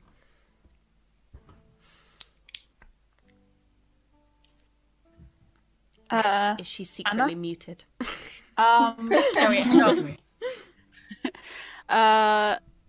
No, I don't think so. Okay, brilliant. And so with that, we shall take a little bit of a break if people want a cup of tea or to pop to the bathroom before we go to the party. Yay! Tea. So I'll see you guys back here in 5 or 10 minutes or so. Okay. Love you. Bye. You're listening to the first episode of The Children of the Stag. And now, fully refreshed, let's get back to the story. I also just read a piece of trivia on Ravane, which says Ravane produces tea, one in particular that's a blend of cinnamon, ginger, and cloves, which appear to have healing properties. And I'm sat here with my gingerbread chai latte tea. I'm like, yes. Perfect. Well, actually, on that note, Lenara, Allegra, and Maria, you're back in your small house in Lowtown, and the tea has been boiled, and you're all getting ready for a rare evening of Kirkwall revelry. Rare. I'm so glad that you've just told us that we're having a cup of tea before we go out for the evening, because that makes me so happy. What else would you guys be doing? Oh. To be fair, I keep the house stocked up on my tea because I'm like, no, we need to have this cinnamon tea. I can just imagine when you all moved in together and Maria was like, okay, we've been on the road for ages, so I just have to show you this tea that I haven't had in ages. You're going to love it. I found all the ingredients in the market and I'm so excited. Oh, it's so cute. I love it. I know that you have had your fancy glad rags on all day, Maria, but would anyone else like to get changed? I'm going to get changed and then come downstairs and fix my hair at the dining room kitchen table thing with my tea. Maria, can I borrow some of your clothes? Of course. They're just through the weapon room. Perfect. Oh, and I left my staff upstairs. I'm not bringing that with me because that seems a bit negative to assume I'd need it. It's a walking stick. Yeah, definitely. Wonderful. I just have wraps of material that I can hide my dagger belt in. Yeah, they're pretty like sneaky, but you might want to take out. I know you've got like 27,000 knives, so maybe it's like a 5-dagger evening. I'll just take my pretty belt decoration, shaped like a snake. Yeah. Oh, you guys haven't seen Maria's rapier. It's incredible. It's like a kind of like, it looks like a snake lasso. Oh my god. So it's got like the like curled tail, and then the rapier like loops round and curls inside. It's like the sheath is a circle. It's incredible. That sounds amazing. Becca sent me the picture and I was like, yes, you can have that. It's so good. And I can't remember what I tagged it with. I will find it at some point and send it to you. But yeah, I've got that on. Because it's just like a fancy... It looks decorative. Yeah. I'm going to make sure that I have at least my daggers with If me. anyone can hear weird noises, by the way, my cat's cooing at me, so apologies. Oh, I can't hear it, but my god, I wish I could. I know, same. Stay open. Oh, Yeah, she's not having it. what a darling. Sit that side. There you go. Ah, we got it. Yes. That's amazing. Oh wow. Oh yeah, I've seen that. That's a very fancy belt decoration. I'm just imagining you sat round the table while, like, Maria pulls out her sword and is like, look, it's a sword, but it's fancy. It's a sword, but it's a snake. Oh. Lucius Malfoy definitely has one of them. Yeah. So, if you are all now ready and looking beautiful and have drunk enough tea, you probably want to go for a bathroom stop before you head out. And I Maybe just vodka. That's Lowtown. No one will judge if we find a discreet alleyway. Eh. We're fine. Oh dear. So as you head out of the house and make your way past the Hanged Man to the bazaar, you can hear the sounds of music and chattering people drifting through the streets. For once, the streets of Lowtown at night seem safe and welcoming, and beckoning you to join the celebration. Arriving at the bazaar, you are greeted by an array of sights and sounds. The bonfire is lit and blazing merrily in the centre of the square, and stalls still line the sides of the market, selling trinkets and masks for those who haven't already bought one. On the left side of the market, the stores are serving drinks and food, and the corner has been opened up to form a small area for dancing, and a band plays on the stage at the far end of the bazaar. The ground is still dirt, and even Nana Zorzi's ice sculptures can't detract from the crumbling walls that line the market, but the atmosphere is warm and welcoming.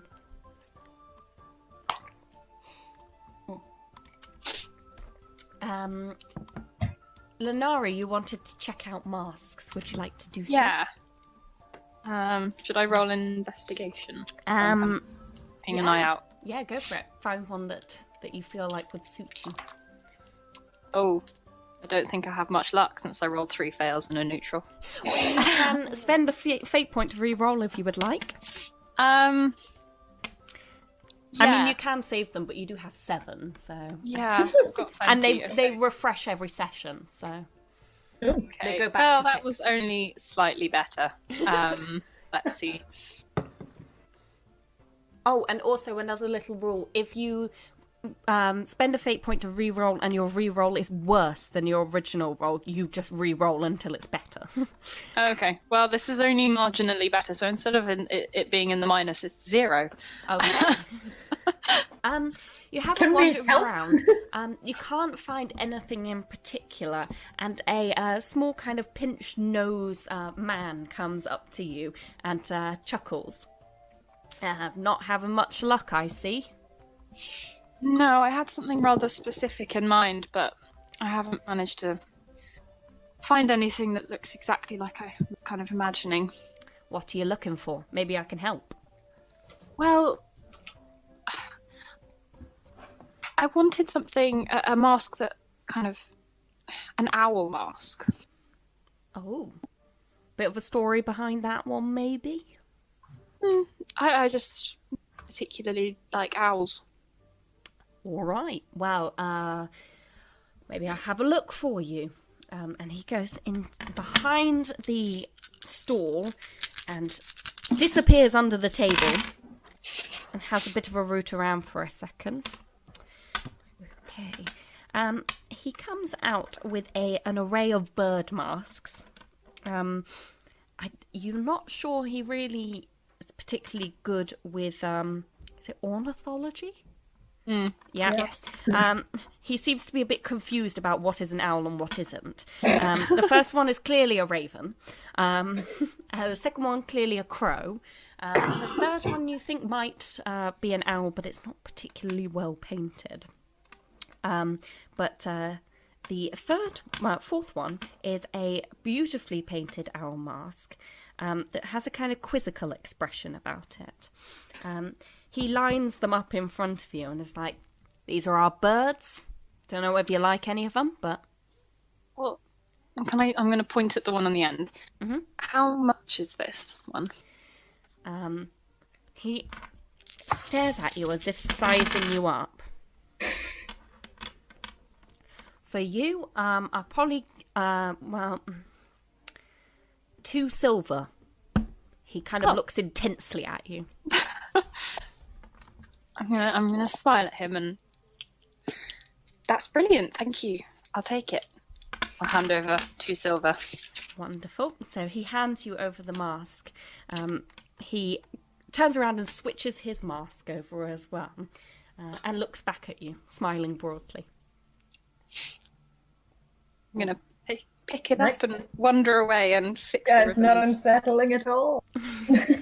You hear a bit of a crash behind you as the guy clearly stubs his toe against the edge of the stall and swears loudly. I'll glance back. You should have got a mask that fits.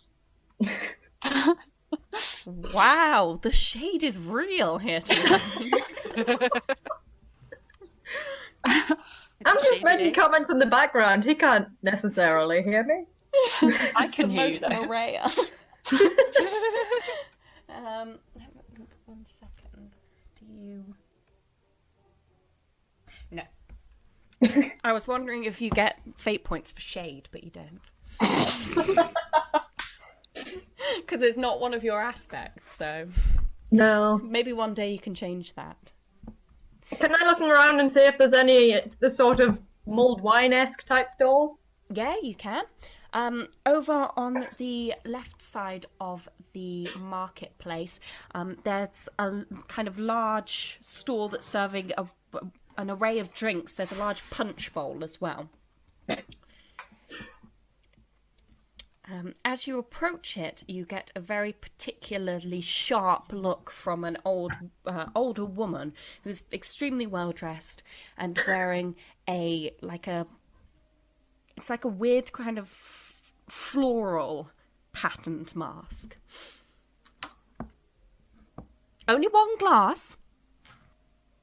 I look over to see where Maria and no, that's me. Tegra and Oh, I'm with you. Oh, you came with. Okay. Yeah. No, I'll get one for each of them. Is Allegra with you as well? Yes. Okay. Well, one each.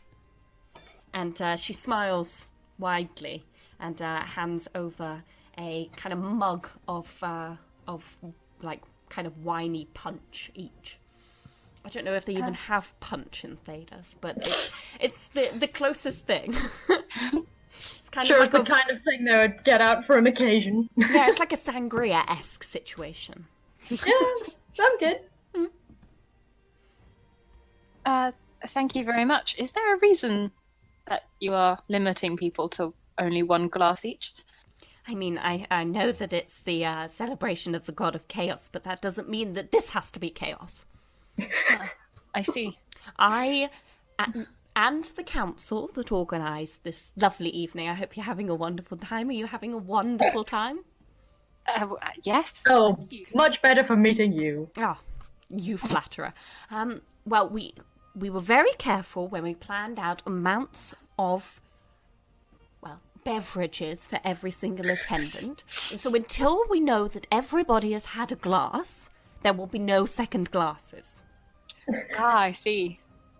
That's very Good to good. know. nice of you. It's good planning, that's what it is. You don't And a successful often come party... down to Lowtown, do you? Oh, goodness, no.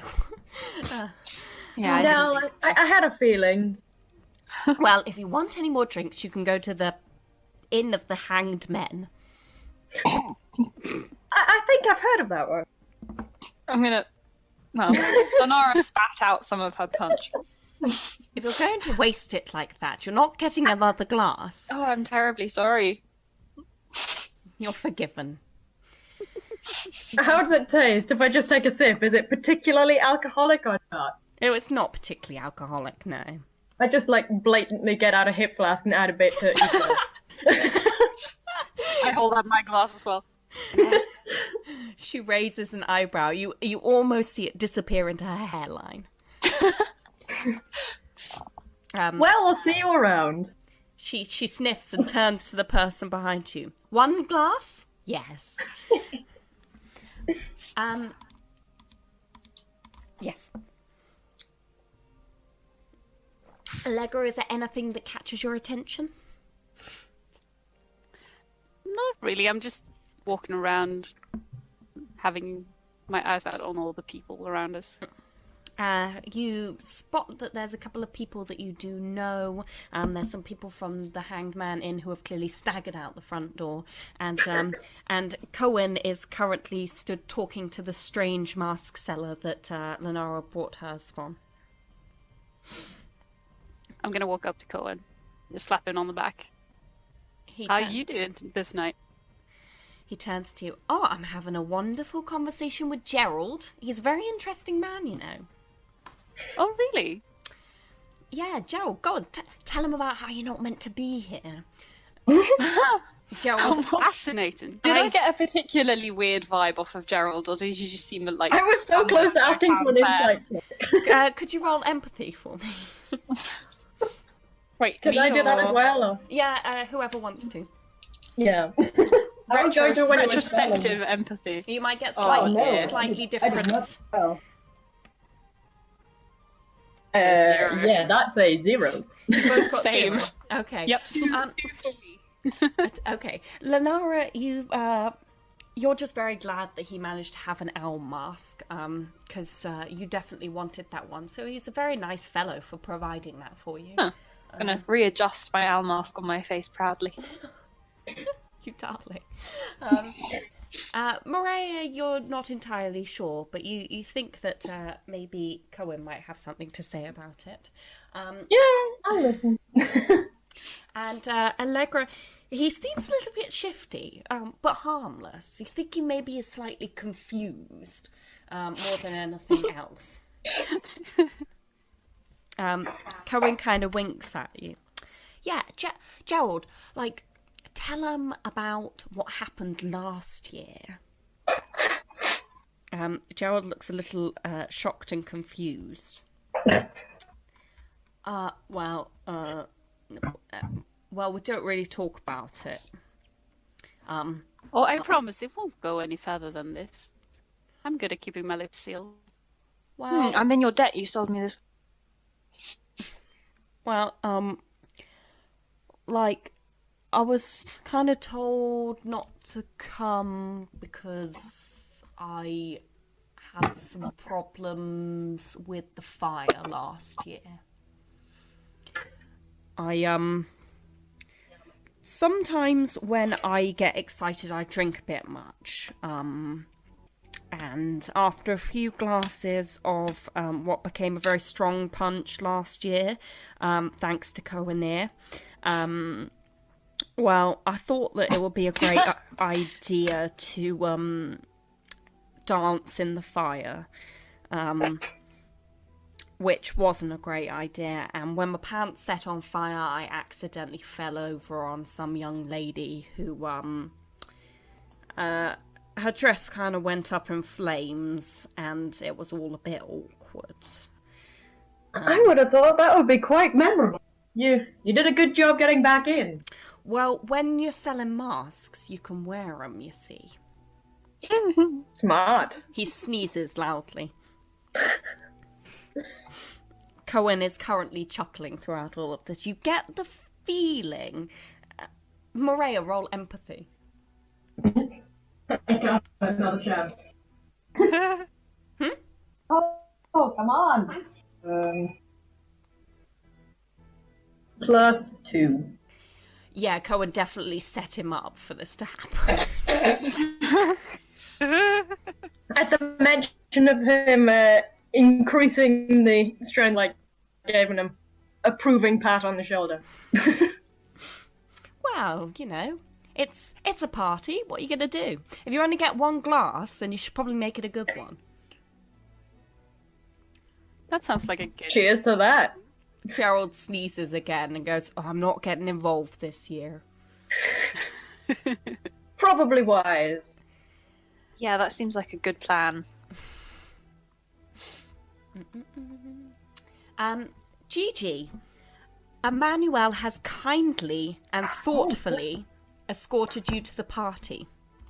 Do you get changed into anything nice before you head back out? Yeah, changes into one of her nicer dresses. Aww. Still with one of your, like, fencing bodice tunic things? Oh, yeah, she's going to Lowtown. She's not going completely unprepared. So you take your rapier as well? Yeah, maybe, like, she hides it somehow on one of her many skirts. Could you roll stealth? I'm not sure how you do that. Yeah. Well, you gotta plan ahead for these things. A 0. Okay, well, it looks kind of ceremonial, but you can definitely tell it's there.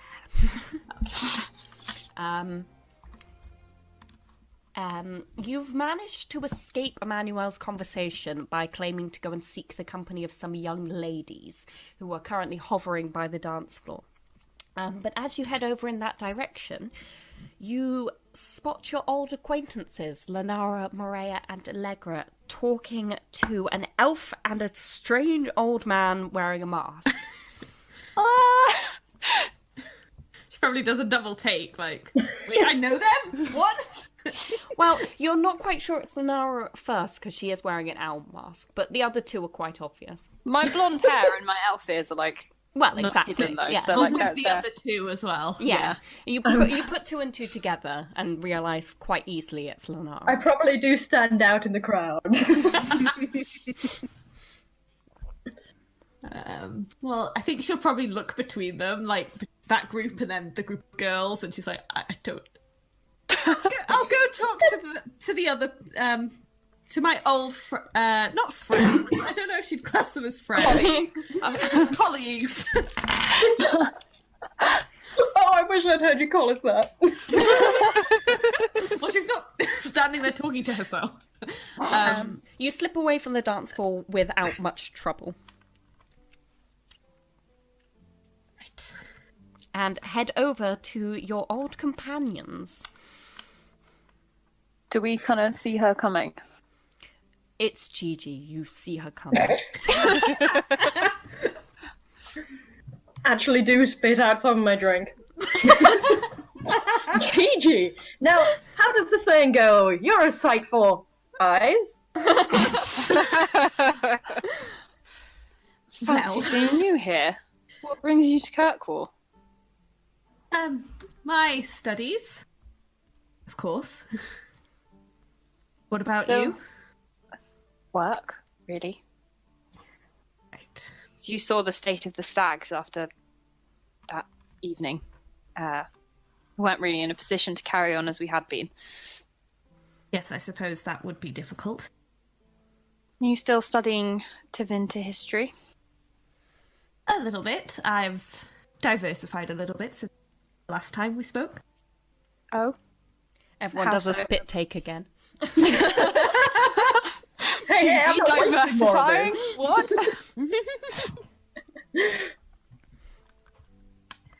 What else are you studying now? Just some elven things. After everything that happened, I couldn't ignore that area of study anymore. And that brought you to Kirkwall, of all places.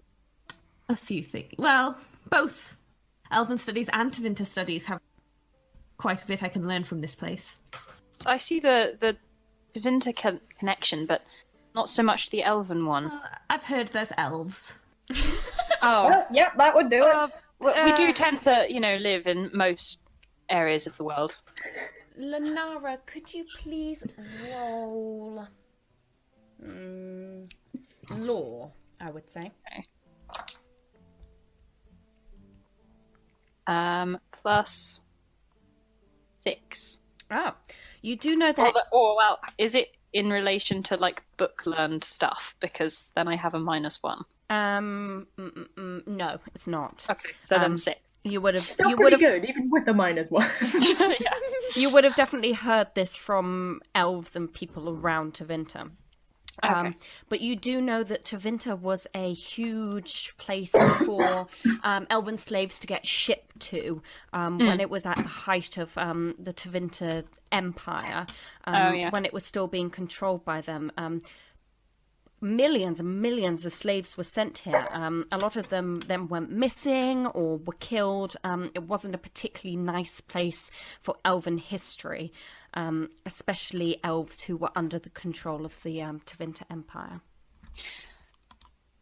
You must forgive me, Gigi. I was assuming that you were looking into actual history instead of the history kind of forced upon my people. Oh!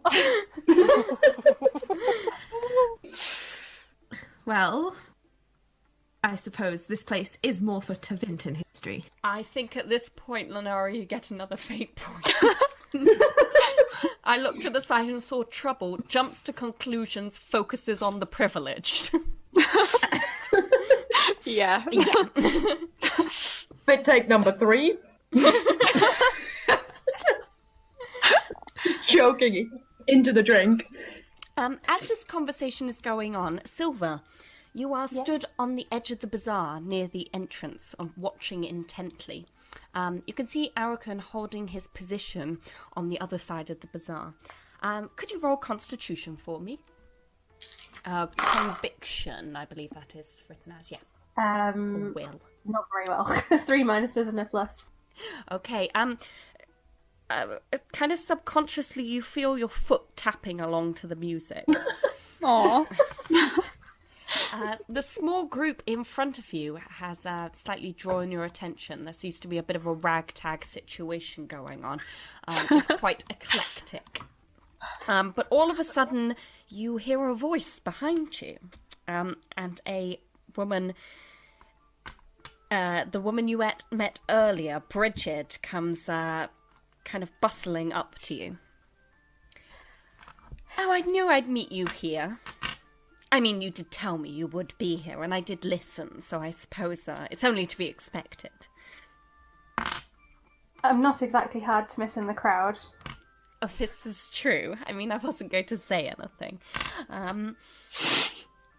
Well, what brings you to this festival? I thought that, I know that the Kunari aren't known for their worship of dragons. We're intrigued by other cultures' misinformed beliefs. Oh, how, decidedly willful of you. I see some people I know over there. Have you seen that funny bunch of people over there? I know them. You'll never guess what adventures we've been on together.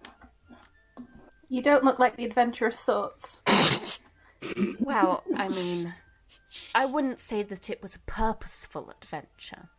But sometimes the fate takes you places that you never expected. It works in mysterious ways, they say. Or is that gods? Or... No, I think it's fate. I'm pretty sure. Yes, we ended up in the crossroads together. They're quite an interesting bunch of people.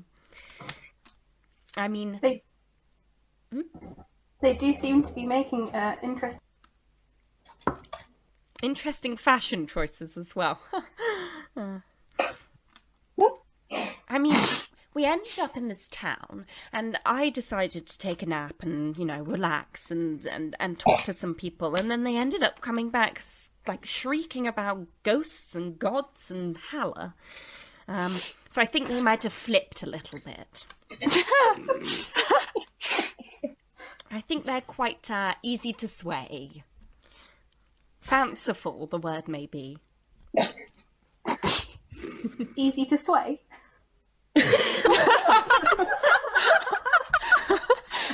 Well, they're quite, what's the word? They seek conflict a little bit. And they very much speak their own mind, that's for sure.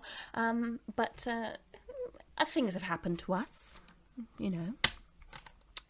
Anyway, you should come over and meet them. I think they'd be totally, what's the word, diverted to meet you. I know Morea is a big fan of Kunari culture. Could you roll empathy for me? Exactly how far away are they? 1 negative, 2 neutrals, and a positive. You're not entirely sure about her intentions. She seems a bit, I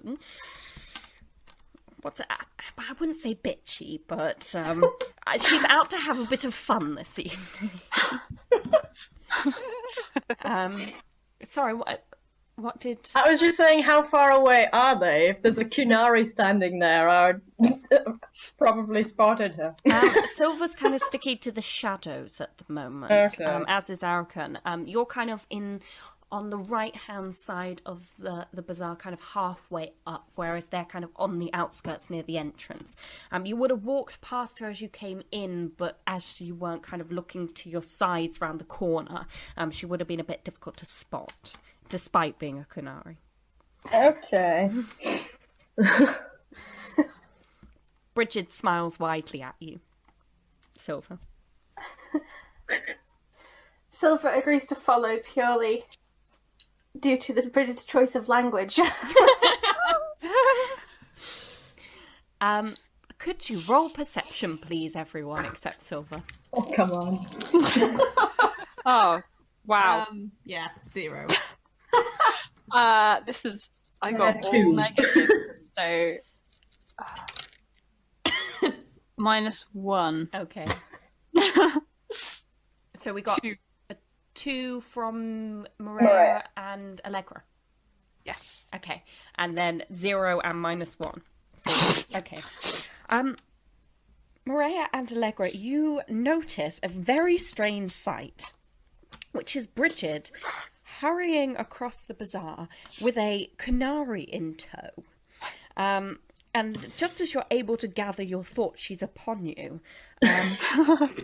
With a loud good evening, Lenara, you jump out of your skin. Never thinking you were going to hear this voice in this situation.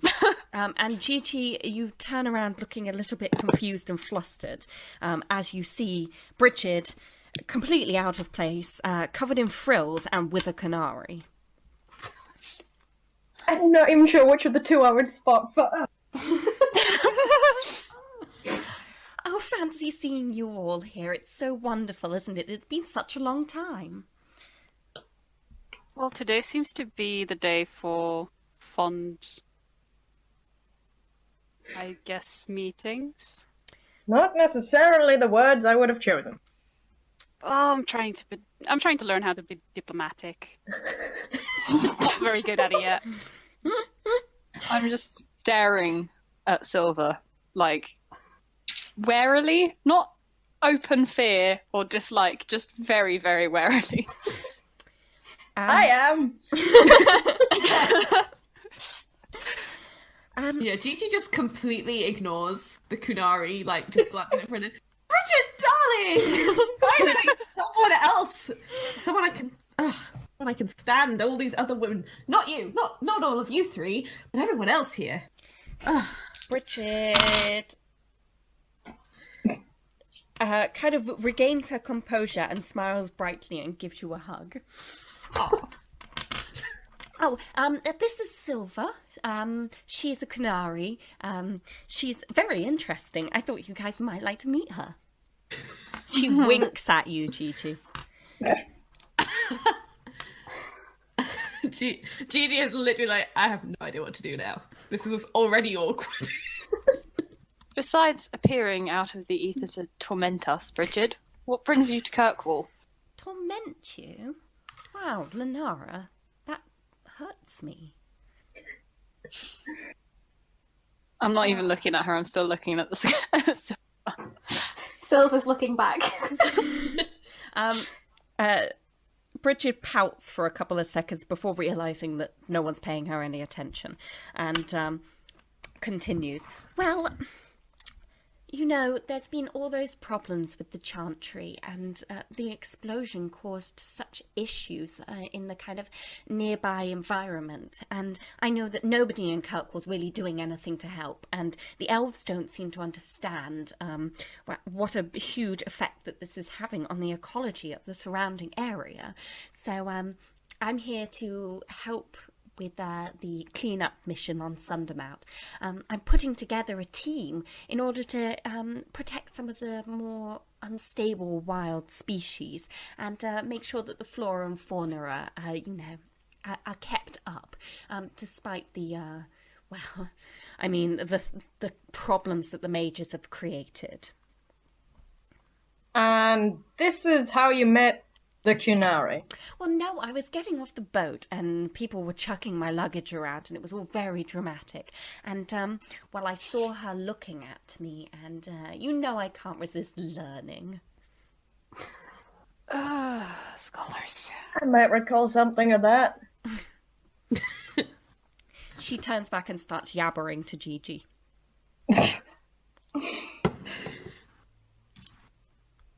I'm afraid I might have a very pressing engagement to get drunk somewhere else.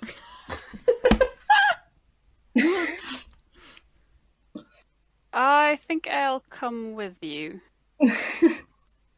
This is not exactly how I intended to spend celebrations, so... You can't leave when we've only just reunited. Oh. Well, perhaps if you felt the need to bring Bridget along, you could find us at the tavern. The Lowtown Tavern. Where else? The place to be. The only place you can get a decent, alcoholic beverage in this place. It's actually all right when you get used to it. Cohen, at this point, who's been talking to Gerald, shoves his arm out with a very large, well, it would be a hip flask if it wasn't so huge, and hands it over to you, Allegra.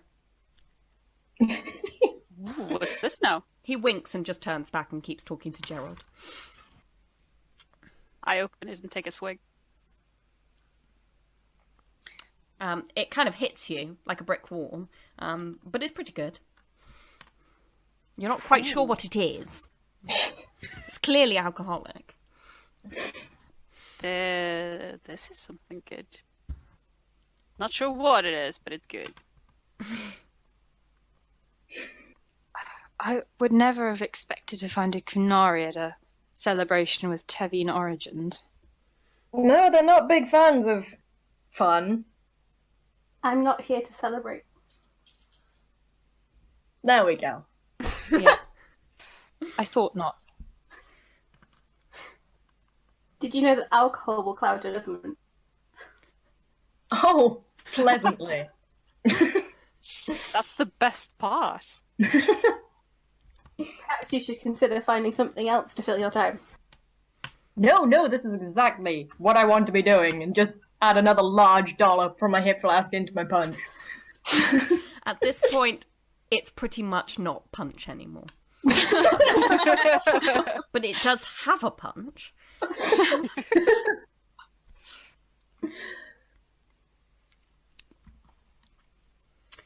At this point, as there's kind of this icy atmosphere hanging between you all, Nana Zorzi, the punch adjudicator, gets up onto the stage and coughs loudly and pointedly.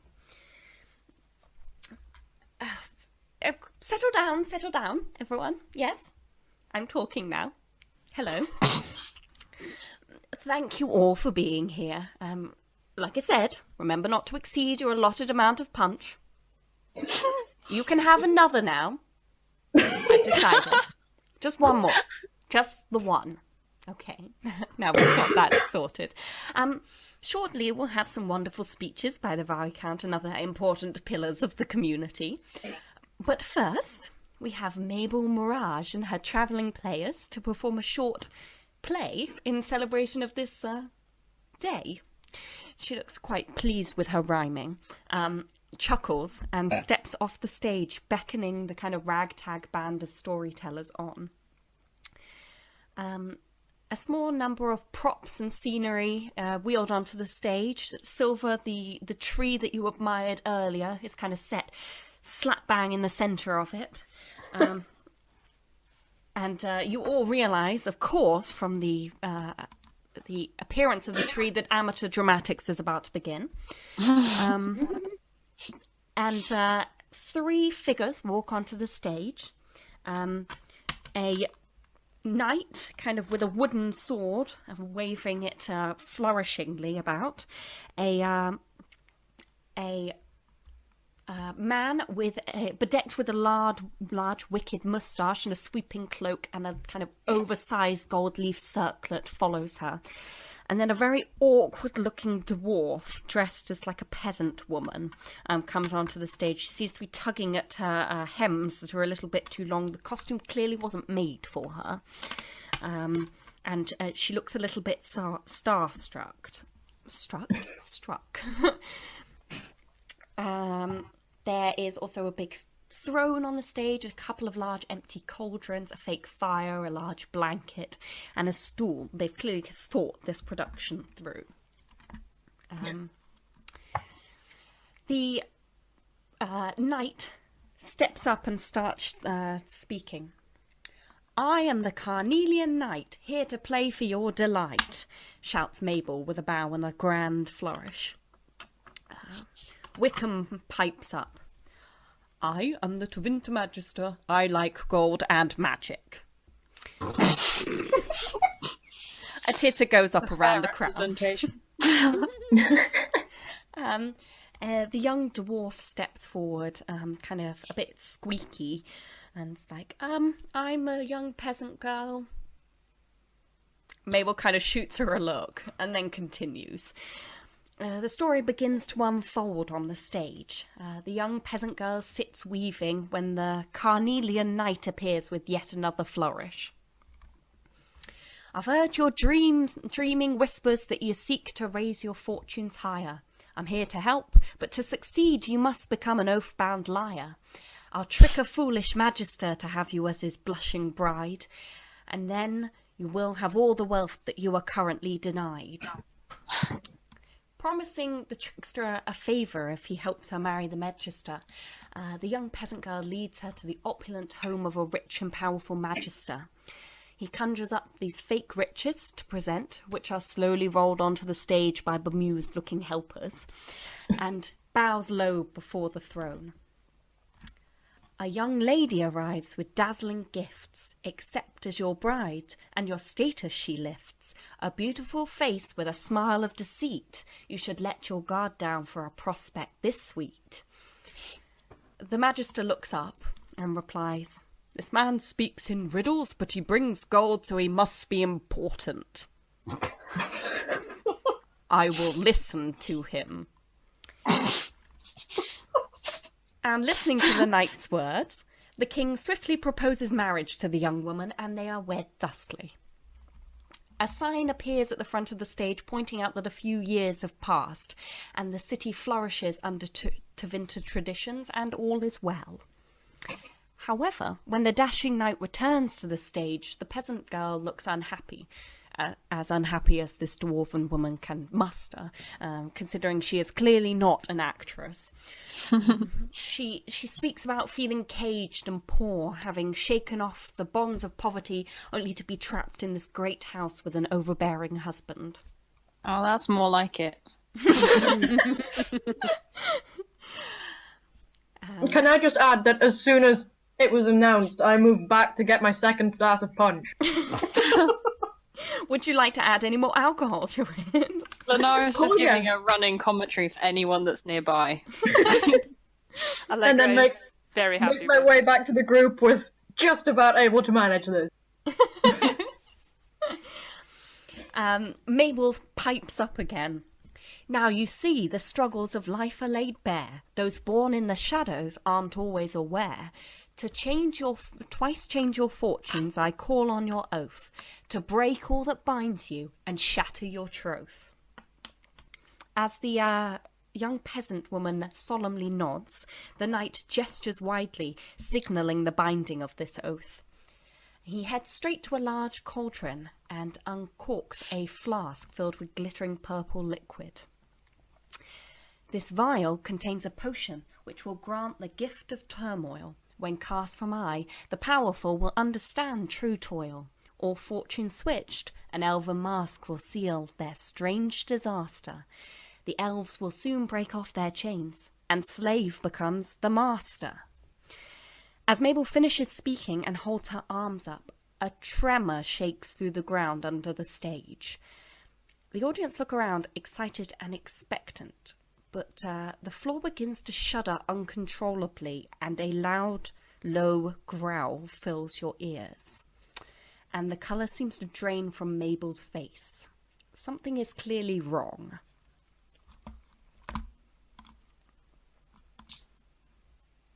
I probably would have been near enough to the stage. I don't know, to maybe see. Can I roll some kind of perception thing to see if I kind of notice that she's distressed? Yeah. Can I look around the rest of the crowd? Everyone roll perception. Looking away from the stage.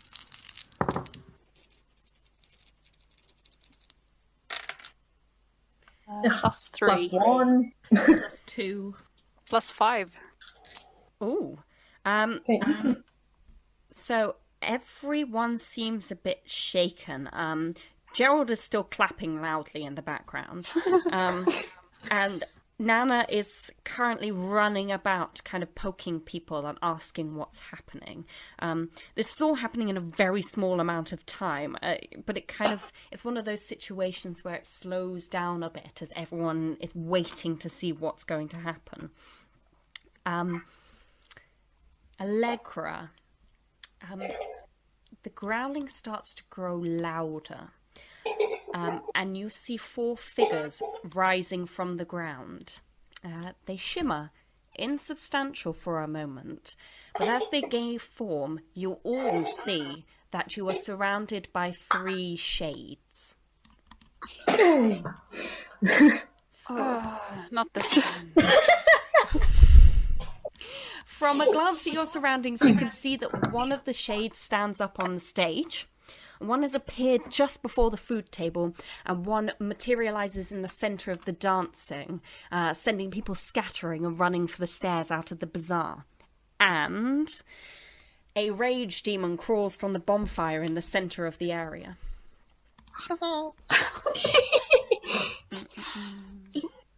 Demon time! Okay. I find a handy table to put my punch down.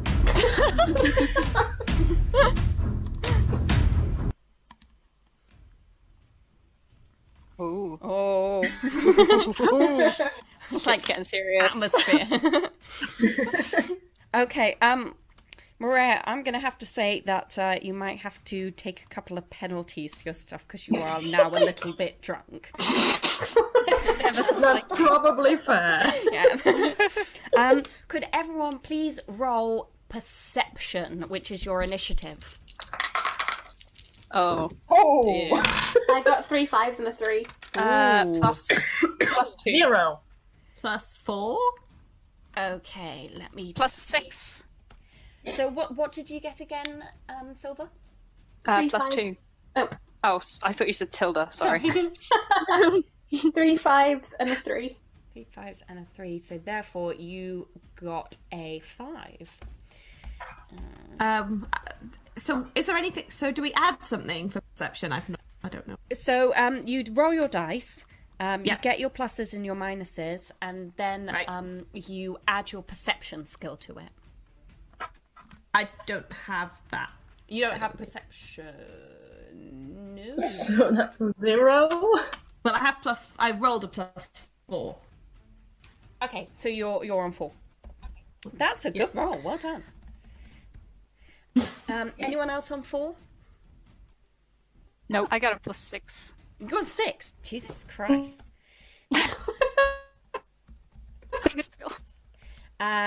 3. Anyone get 3? 2? Oh, my internet's being a bit grumpy. Anyone get a 2? Yes. Yes. I did. 1. Mariah, what did you get? 0. Ah, okay. I am outlawing all my dice. It's because we can blame it on the alcohol. I'm wrong. Yeah, that makes all sense. the Actually. time. Right. What was I doing? Oh yes, rolling for them. Oh shit, son. Okay. And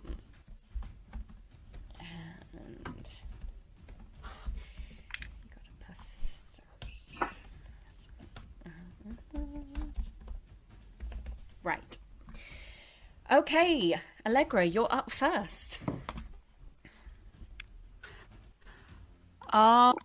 What's closest to me? So you're currently standing in the crowd, so it will be the one either... Where are we? The one next to the dancing would probably be the closest, or up on the stage. I mean, that's the one that you're kind of looking straight at, but... You're kind of surrounded a little bit. Let's go for the one up on stage. So would you like to jump up on stage then? Yes. Could you roll athletics for that, please? Yes.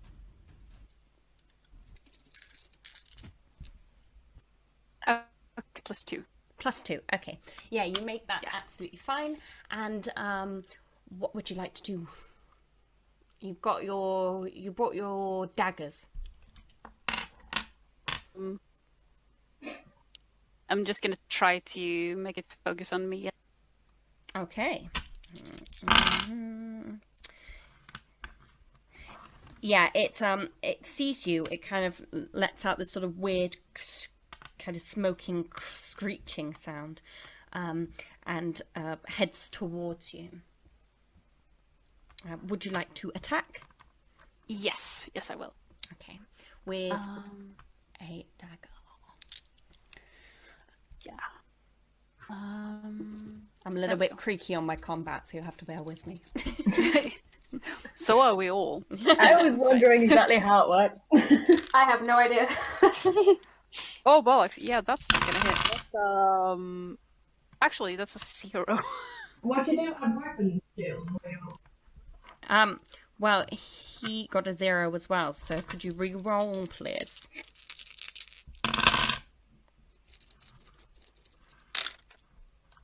That's better. That is a +4. Oh, damn. Okay, he kind of, well, as much of a shade as can be a he, it kind of reels back screeching, and yeah, it looks quite hurt, and is clearly a bit afraid of you now.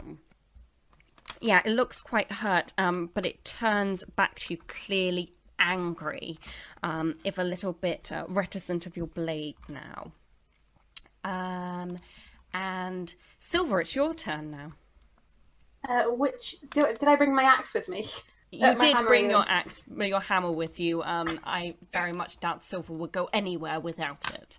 I didn't think so, but I wanted to check. And also, she already stands out, so I didn't make you roll stealth for it. Everyone's going to be scared of you anyway. It just adds to the look. What's closest to her? Which shade is closest to her? You're probably actually the rage demon from the fire is closest to you, as you would have been standing a little further towards the back of the crowd. I guess rage demon it is then. Dun, dun, dun. Would you like to hit it with your hammer? She would very much like to hit it with the hammer. Wonderful. Please roll for attack. Please roll weapons. 2 neutrals, positive and a negative, so 0. So that's a +3 +2, 5. Oh, damn.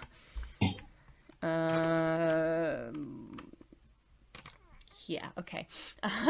As you swing out with your hammer, it makes contact with the side of what would be the rage demon's head. And there's a sickening crack, as there's kind of this explosion of embers off the side of its face. It shrieks with pain and reels back from you, kind of retreating back into the flames. And it is not happy. But now it is time for their attacks. Okay. As the rage demon reels backwards into the fire, a rain of sparks and a kind of plume of flames streak out at you, Silver. Please roll athletics. 2 6s, a 4, and a 2. Ooh. So you manage to dodge out of the way as a kind of plume of fire streaks past your face, almost singeing your hair. But you kind of roll away and catch your breath. The one near the food table heads out through the crowd and tries to take a swipe at Maria, who is has just returned with her punch and has set it down on the table next to it. Clearing a space among masks. Please roll athletics. Oh! 0. Ooh, okay. What have we got? Where am I missing? Okay. It swipes out at you, catching the side of your arm. It doesn't manage to make much purchase on you thanks to your like leathery tunic that you have on under your outfit, but it does clip you for 1 point of damage. So the way that these stress tracks work, so you see where it says physical stress. Yeah. If you take 1 point, that can fill up your first point box. So if you put a little mark in that to say that you've taken that damage. Yeah. Now, if you take another point of damage, it's this idea of kind of like stacking within combat. If you're already hurt, it's easier for you to be hurt again, more like worse. So if you take another 1 point, you have to fill up this 2 box. But if you take 2, then it will still fit in your 2 box, because that's the amount of stress. Okay, right. I see. If you'd rather not take the physical stress, you can take a consequence. So you have 2 points of damage, you can get a mild consequence. 4 points of damage, you get a moderate consequence. So the consequences are things like a twisted ankle or like ringing ears if someone's done like a psychic attack on you or something. And it's something you'll have to sort out. Those points don't just like go away from like a healing and that sort of thing. Right. But we'll discuss consequence, like removal, once somebody takes a consequence. But they can be quite good if you don't have your stress track is going to get filled up quite badly. So yes, 1 point of physical stress damage to Maria, but you're okay. You're just a bit jittery from all the wine. Oh, it's not wine. From all the whiskey. Okay, the shade on the stage is going to go ahead and turn to Mabel, who waves her wooden sword very ineffectually. And as the shade approaches her, she falls to the ground. And the other one, let's see, the one in the dancing has gotten a bit confused by all the screaming people, and doesn't attack anyone, but is moving towards you in order to encircle you all with the other ones. And now it is Gigi's turn. So what's nearest to me? Nearest to you is probably the one on the dance floor, who's a bit confused right now. So is he still sort of among the crowd, though? Yes, well, they're all running away as fast as they can go. Some people are tripping over a bit, thanks to slightly elaborate costumes, but everyone's getting the hell out of the way. Well, I'll draw my rapier. I'm kind of imagining like a wonderful, like almost magical girl moment where you like rip your skirt off and like pull out your rapier. Yeah, no, that's exactly what happens. There's lights, there's new music. Lots of spinning. Yeah, obviously. I don't know if she'd attack though, if he's still... are there still loads of people around it? Like, could she reach it without... Yeah, she wouldn't hurt anyone if she tried to like get through. You have to roll athletics to get through them, but... Well... So she's seen all the others attacking, she's like, well, I guess this is happening. I should stop hanging out with these... Just not... It's all our fault. It is. But, so I have to roll athletics? Yes, please. So I got a +1 on the dice, and then I've got +2 as well. Mm-hmm. So you get through quite easily. You manage to push Antonia to one side. She gives you a glare, but then shrieks and runs away. And now you are able to attack with your one rapier. Right. So I just roll like normal, and then do I add rapier points and also weapons? Yes, so you get a +1 on your rapier, but I've been counting that myself but yeah. If you roll. Ooh, that's not good. You can spend a fate point to re-roll if you'd like. Yeah, I'll do that. That's even worse. You just keep rolling until you get a better result. Until it's better. Yeah. Yeah, no, that's not better. This is going well. That's a cursed dice. Okay, yes, that one worked. So that was +3. Okay, and then we And add then... +2 for the fact that it's a rapier. Yeah. So that's +5, and then add your weapon skill, which is a 3. Yeah. So that what did I say before? So that is +8. Yes. Damn, girl. You kind of flourish your blade, and you haven't been in combat for a long time. So you're kind of the adrenaline pumps into your veins, and you are ready. As you lash out, the kind of the shade manages to dodge slightly, meaning that you don't kind of hit straight through where I guess the heart would be. And as you attack, you manage to kind of swipe at its side, and it takes quite a bit of damage. It does not look happy with you. Oh dear. And confusion seems to turn a bit to panic and anger. No. Okay. Now it is Bridget's turn. Yay, Bridget! Who runs over to where Gigi is, looks at Antonia with a bit of a withering gaze, clearly has sized her up already. And at this point, runs up to Gigi and stands at her side, and I'm not saying swoons at the kind of amazing transformation that's just happened here and the fantastic flourish, but she certainly looks very impressed, and cheers you on and backs you up, so you can get a +1 from Bridget on your next turn. Lenara, your go. Yeah. Go mad. Okay. Go crazy.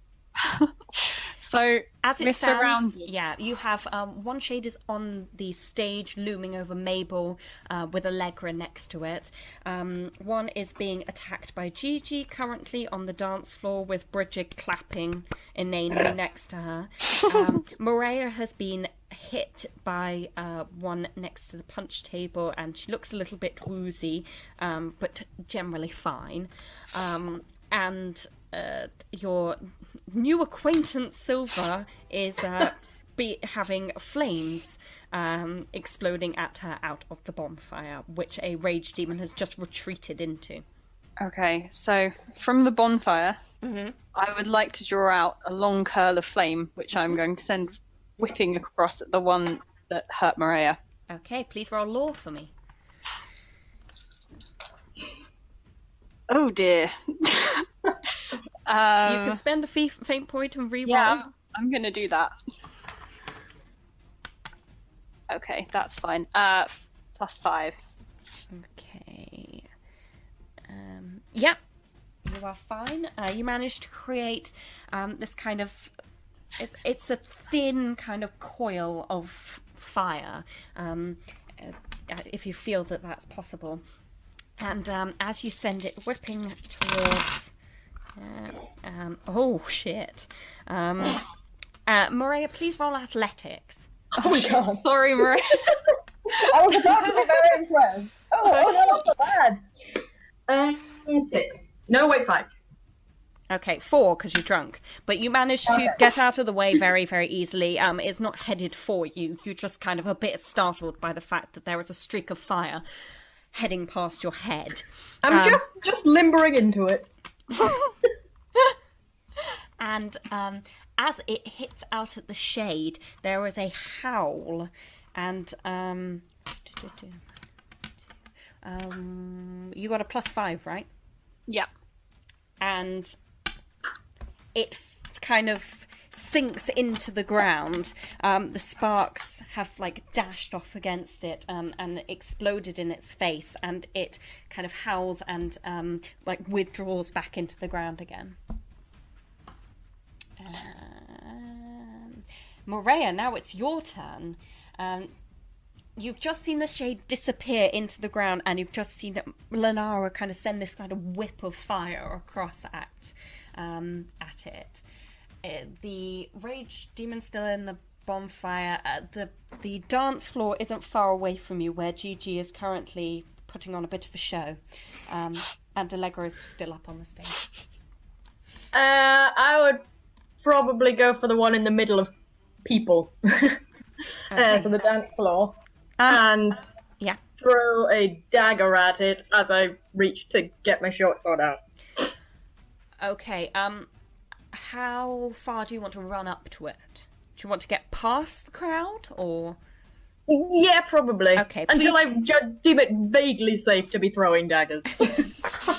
Vaguely safe. I mean, yeah. My judgment is a little impaired. You're probably sobering up a little now because of the fact that the adrenaline's going. But yeah, probably not best to be throwing knives in crowds. Please roll athletics for me. Roll what? Athletics. Athletics. Okay. Don't let me down, guys. No, I am going to spend a fate point. Okay, do it.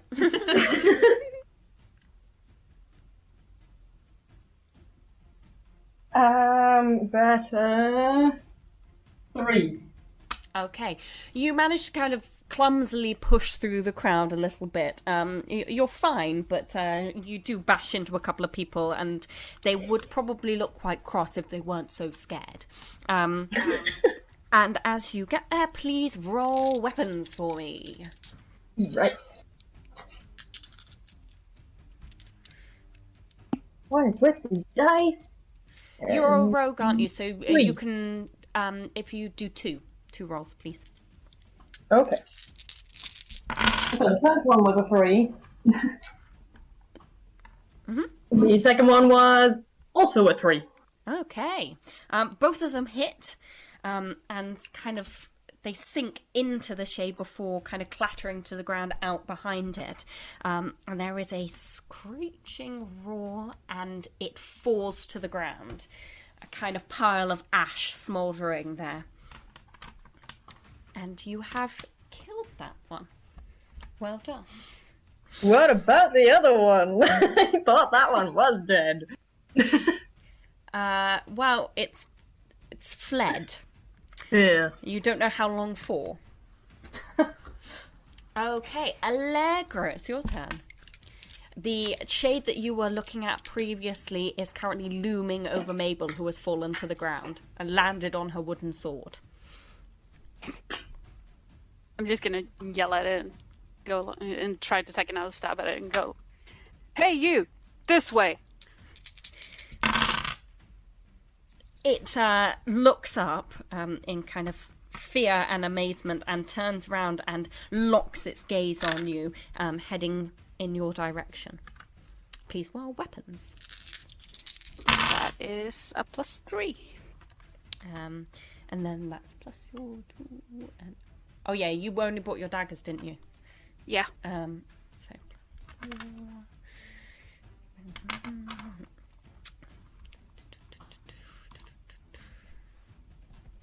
Swords would be conspicuous. As it comes towards you, and you yell out at it, it seems confused for a second, and looks about itself, not quite sure how to respond to this person yelling at it whilst fighting. And as you stick your dagger out to it, its distracted face kind of looks down and locks in on the on the dagger. It screams. Please roll conviction. Oh, snap.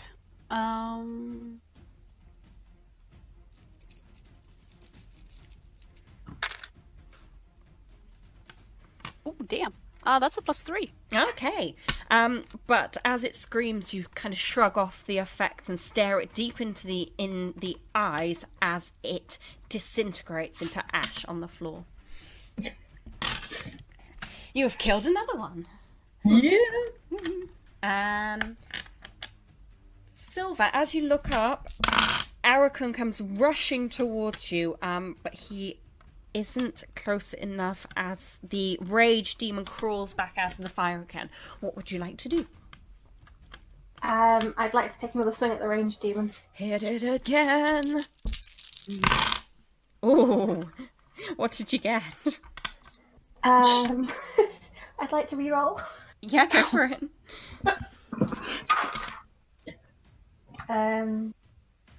+1. Okay. As you swing the hammer, you kind of find its body, but it's sort of merges itself back into the flames, and then leers back out at you. You manage to kind of catch it slightly as it comes back out. It didn't time it particularly well. But you know you haven't done a huge amount of damage, but you're keeping it occupied for sure. Now it's their turn. Oh! The shade that is... that fled, it tries to resurface out of the ground, but as it heads up, it's kind of caught by the heat of the flames, and it shrieks and is distracted. The rage demon, these guys really don't roll well. Fucking hell. Like, pretty much every single roll has been 3 minuses and 1 plus. So you're beating their asses. As it heads towards you, could you please roll athletics for me? Who's that? Oh, Silver, sorry. Yeah, sorry, I assumed you meant Silver. 2 5s and 2 2s. So. Okay, and that is then a 2.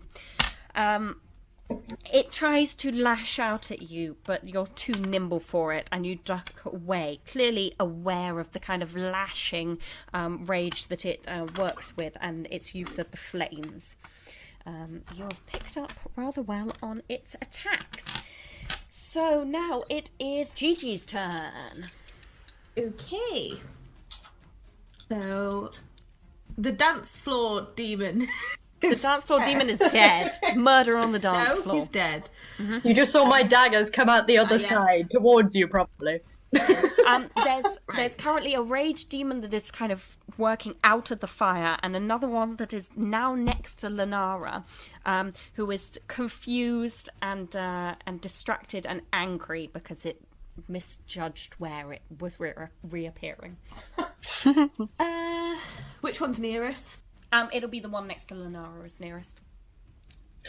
Can I just go and try and attack that? Yeah, go for it. Still all the adrenaline. Yeah. Pretty much everyone's cleared the area by this point. They're kind of rushing out of the entrances. So you have a pretty clear thing. You've got the kind of food tables and stalls around you, and then the bonfire in the centre. Right. Grab the dwarven shoe.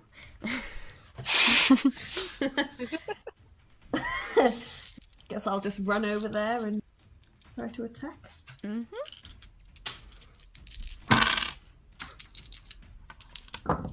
Oh, that's really bad. Gonna use another fate point, I think.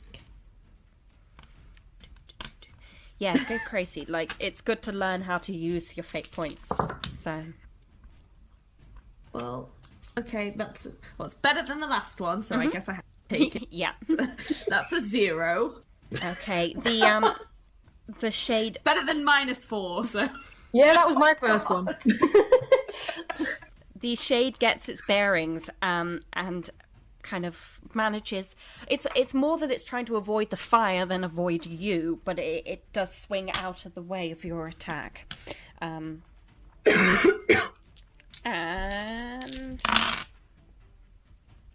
as Bridget runs over, Oh, I had that +1. from Bridget? I forgot. Yeah, it didn't really make It much still of a wouldn't have difference. done any. Yeah, they rolled like 3 sixes. So. As Bridget rushes over, yeah, let's just say she sighs, clearly trying not to be shady, but a little bit pissed off with your incompetence. And Well, she's not doing anything. she pulls out the pocket mirror from her pockets in her dress and chucks it at the shade's head.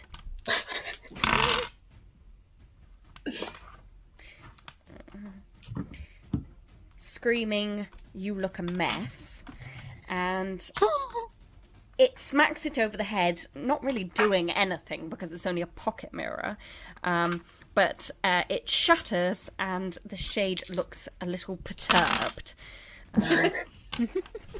Clearly it's going to have 7 years bad luck. Well, of course, it's not Bridget's fault. It lives that long. Lunara, your turn. Okay. You still have control of the fire if you would like to use it. Oh, that's nice. I was expecting to have to find some other source, but if it's still around, then... It's still around. If you'd like to use it, I will ask you to roll conviction. Okay. Yes, I would like to keep using that bit, if I Okay, can. please roll conviction then. Ooh, hang on. +1? Okay, you feel it kind of moving slightly erratically in your hands. The flames are kind of trying to leap out of that formation, and clearly the actions of the rage demon are kind of trying to draw it back in, but you managed to keep a hold over it. Okay. What would you like to do? Sensing that maybe I won't have the best control of it anymore, is there a shade that isn't surrounded by people? Well, there's the one in the bonfire where Silver is kind of stood next to it. The shade that is next to Gigi and Bridget is relatively surrounded. Okay, and the other two are gone. Yes, they're dead. Okay.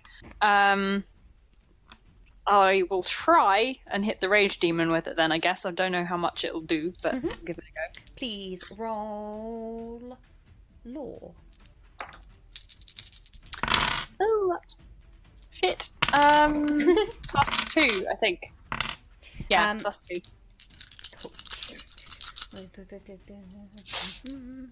Cool. You're not pissed off, so No, I'm not feeling particularly emotional beyond the general level of emotion that one has when confronted with demons. Oh, crap. As you kind of whip the fire back into the bonfire in order to target the rage demon, it starts to slowly coil around the demon, kind of restraining it and holding it tight. It kind of, I guess the word is grumbles a little bit. Clearly not comfortable, but not taking huge amounts of damage. But it is now restrained. Can I was still kind of standing in the in the middle of the crowd, I guess, if it's still there, provided people haven't run away. So can I move like around the edge so I'm kind of a bit more out of the way and in a direction where like I can more easily access the shade that Gigi and Bridget are fighting? Yeah, without course. kind of them being in my line of fire. You move backwards towards the drinks table, and to the shade of the store. Well, you know what I mean. Yeah. The cover of the store. Maria, it is your turn. You're currently on the dance floor. There is a shade on the left-hand side of the bonfire, which is your side, and then Silver is currently fighting a restrained rage demon on the right-hand side of the bonfire. Okay, well, I swerve past to pick up my daggers again. And just go and leap on the shade. Please roll athletics. Wait, that's 5 dice. Yeah, don't roll 5. Oh, it's okay. It'll probably just come out worse. Athletics, that's a 2. Okay, and then please roll weapons twice for me. Not bad. That's a 5. Oh! And I can add 7. Oh, fuck. It did the normal shade roll of 1 success and 3 failures. So, as you jump past Gigi and Bridget, you manage to flash Gigi a bit of a wink. And as you jump past and your blades both find purchase inside the shade, it screams and disintegrates, falling to the ground as a pile of ash. I just fall in this flurry of ash. Yeah, pretty much. It's like Ash Wednesday all over again.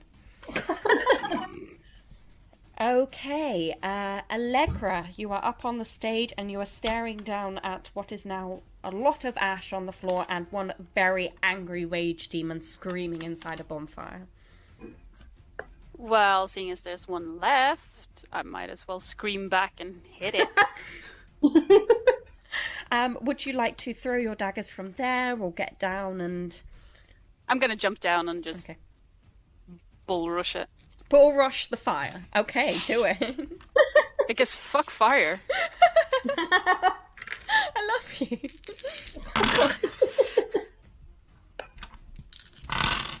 Okay, let's see. That is...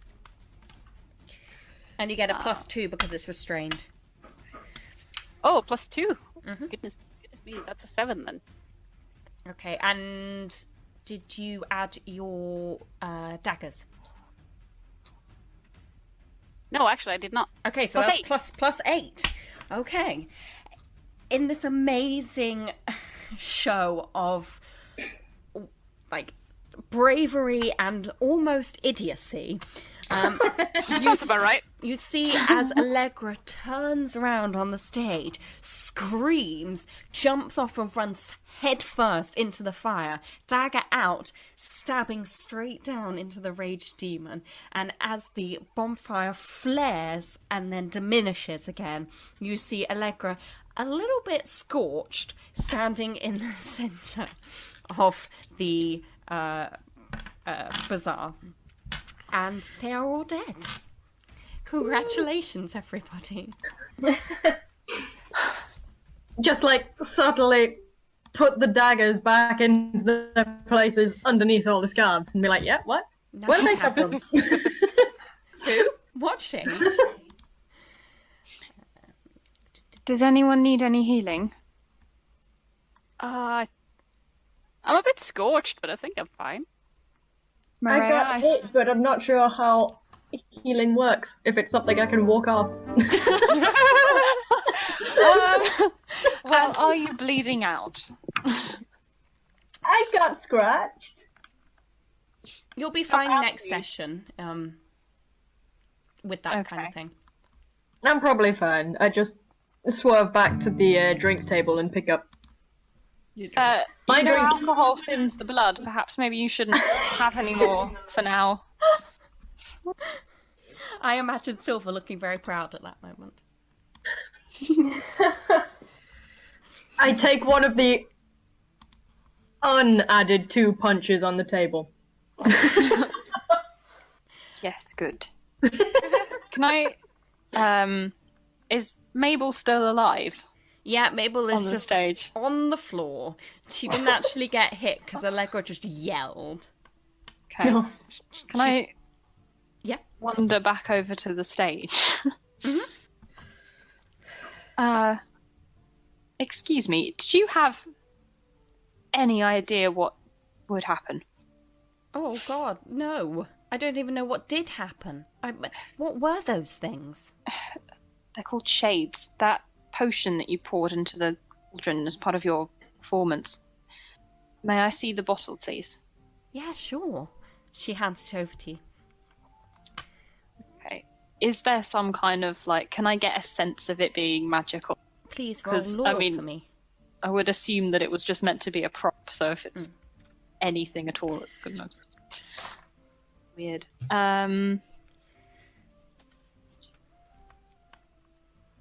plus 6. There is a kind of magical aura to it. You're not quite sure what it is, but it's definitely kind of your senses are kind of set off by it. There seems to be something a bit suspicious about it. Can I sniff it? Yes. You get a kind of sense of as if it's something is being conjured by it. It doesn't smell like any of the potions that I'd be familiar with, like lyrium or healing potions or anything. No, not really. Where did you get this from? It's just a prop in the show, like we make them. It's just meant to be like water and like blueberries. Who made it? Which of you put this together? I don't know, it could have been anyone. I mean, I didn't really oversee this. I don't know, like Leora was in charge of a lot of the props, but... Where is this Leora? Can I speak with... I don't know, she hasn't showed up. That's why Durka did her part. I think she did really well, though, don't you? Yeah, that's not really the point right now, is it? Well... When was the last time you saw Leora? Yesterday. She's been a bit weird for a while, but, like... Weird For some how? reason, I'm not surprised by that. Oh, I don't know, like her like face tattoo thingies disappeared and then she just got a bit strange.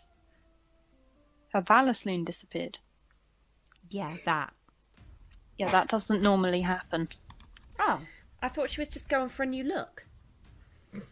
How many people do you know who've managed to remove their tattoos with no trace of... About 4. Okay. That's oddly specific. But they weren't Dalish, so I don't know if it's the same thing. Weren't Dalish as in they were city elves, or...? No, just like humans and dwarfs that didn't like their tattoos anymore. I think there's a thing with like lights that you can do that gets rid of them. I don't know, you'd have to ask them. I've never had any tattoos. I've always thought about it though.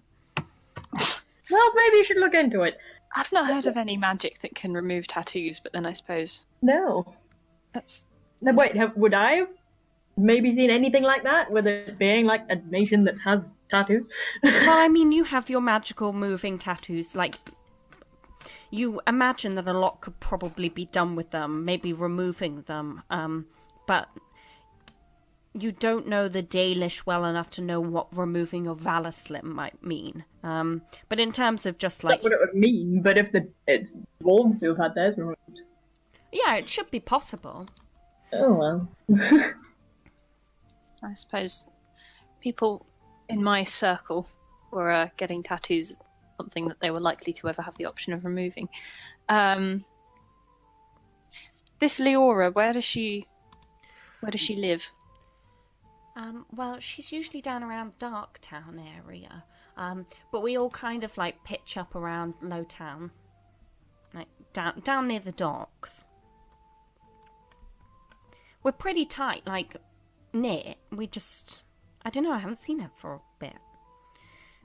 I'm sure she's fine. She's just not usually one to like skip out on actual shows. Like sometimes she heads off for a bit, but like not usually if we got something big on.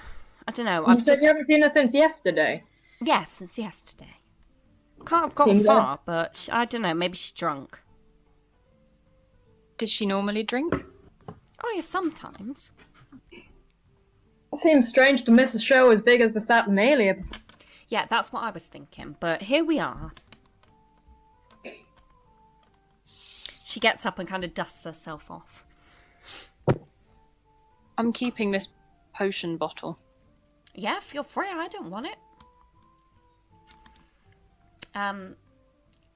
You kind of glance around the bazaar and realise that it's pretty much empty now. It's kind of eerily quiet, and the bonfire is still kind of smoking. but most of the tables have been turned over a bit, and the partygoers are still pushing their way out. Suddenly you hear a piercing yell that seems to come from a small side street running parallel to the market. Probably go follow that. Yeah. I'm rushing off in the direction. I want to check that. I'm going to put my thumb over the top of the bottle so that it doesn't leak if there's any kind of dregs of potion in there, and run after them. Okay. Are you all heading over to the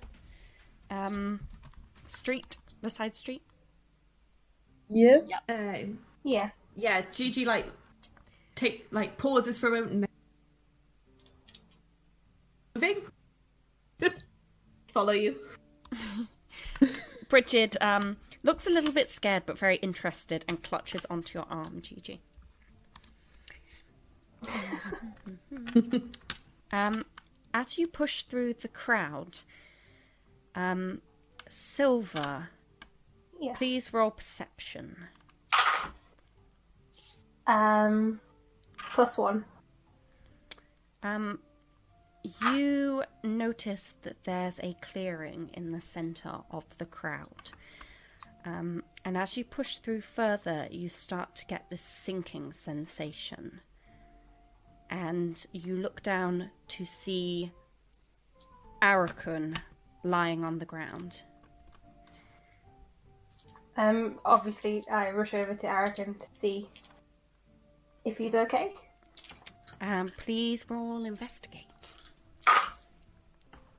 +2. He is stone cold. The blood drained from his face. There's no physical signs of a struggle, but you can tell that he is no longer with you.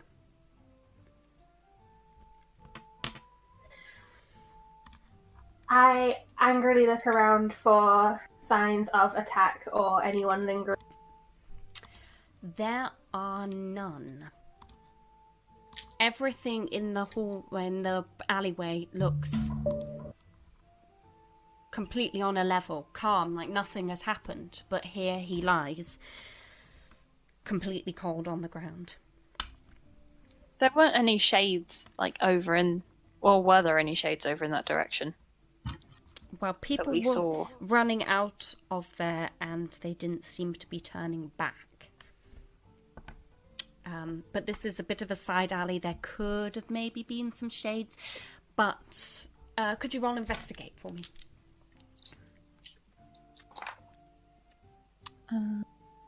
That's good. Pass. Wow. Simple math. Eluding me once again. +3. What number? Okay. Well, you just fought them, and you are pretty sure that if a shade had been there and had killed Arakun, then there would probably be more signs of attack on his body. He seems... You could be forgiven for thinking that he was asleep on the ground. Except that Kunari are not meant to be so white or cold. As you are crowded around his body, a small band of city guards elbow their way frantically into the clearing. They're all looking visibly shaken. And the apparent leader of the group scans the crowd, clearly looking for someone. And after what feels like an eternity, speaks. Boss, it's happening all over, and every district is in an uproar. We have reports of 4 bodies found throughout the city. He looks down at Arakun in front of you and blinks, a little nonplussed. 4 other bodies. Alive bodies, if you will. What? He looks over at you. No, they've been murdered. I don't know. They're just dead. As he finishes speaking, a red-headed woman in full plate armor emerges from the crowd. her expression grim. Figures stand back respectfully, allowing her to pass. And I thought things were just starting to calm down around here. And there we end. Oh my god. Yes!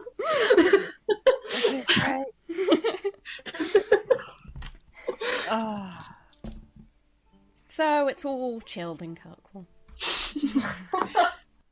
Thanks for listening to this episode of The Children of the Stag. Special thanks to Adrian von Ziegler for providing Celtic music, the song at the start of this session. Tune in soon for the group's continued adventures with the City Guard.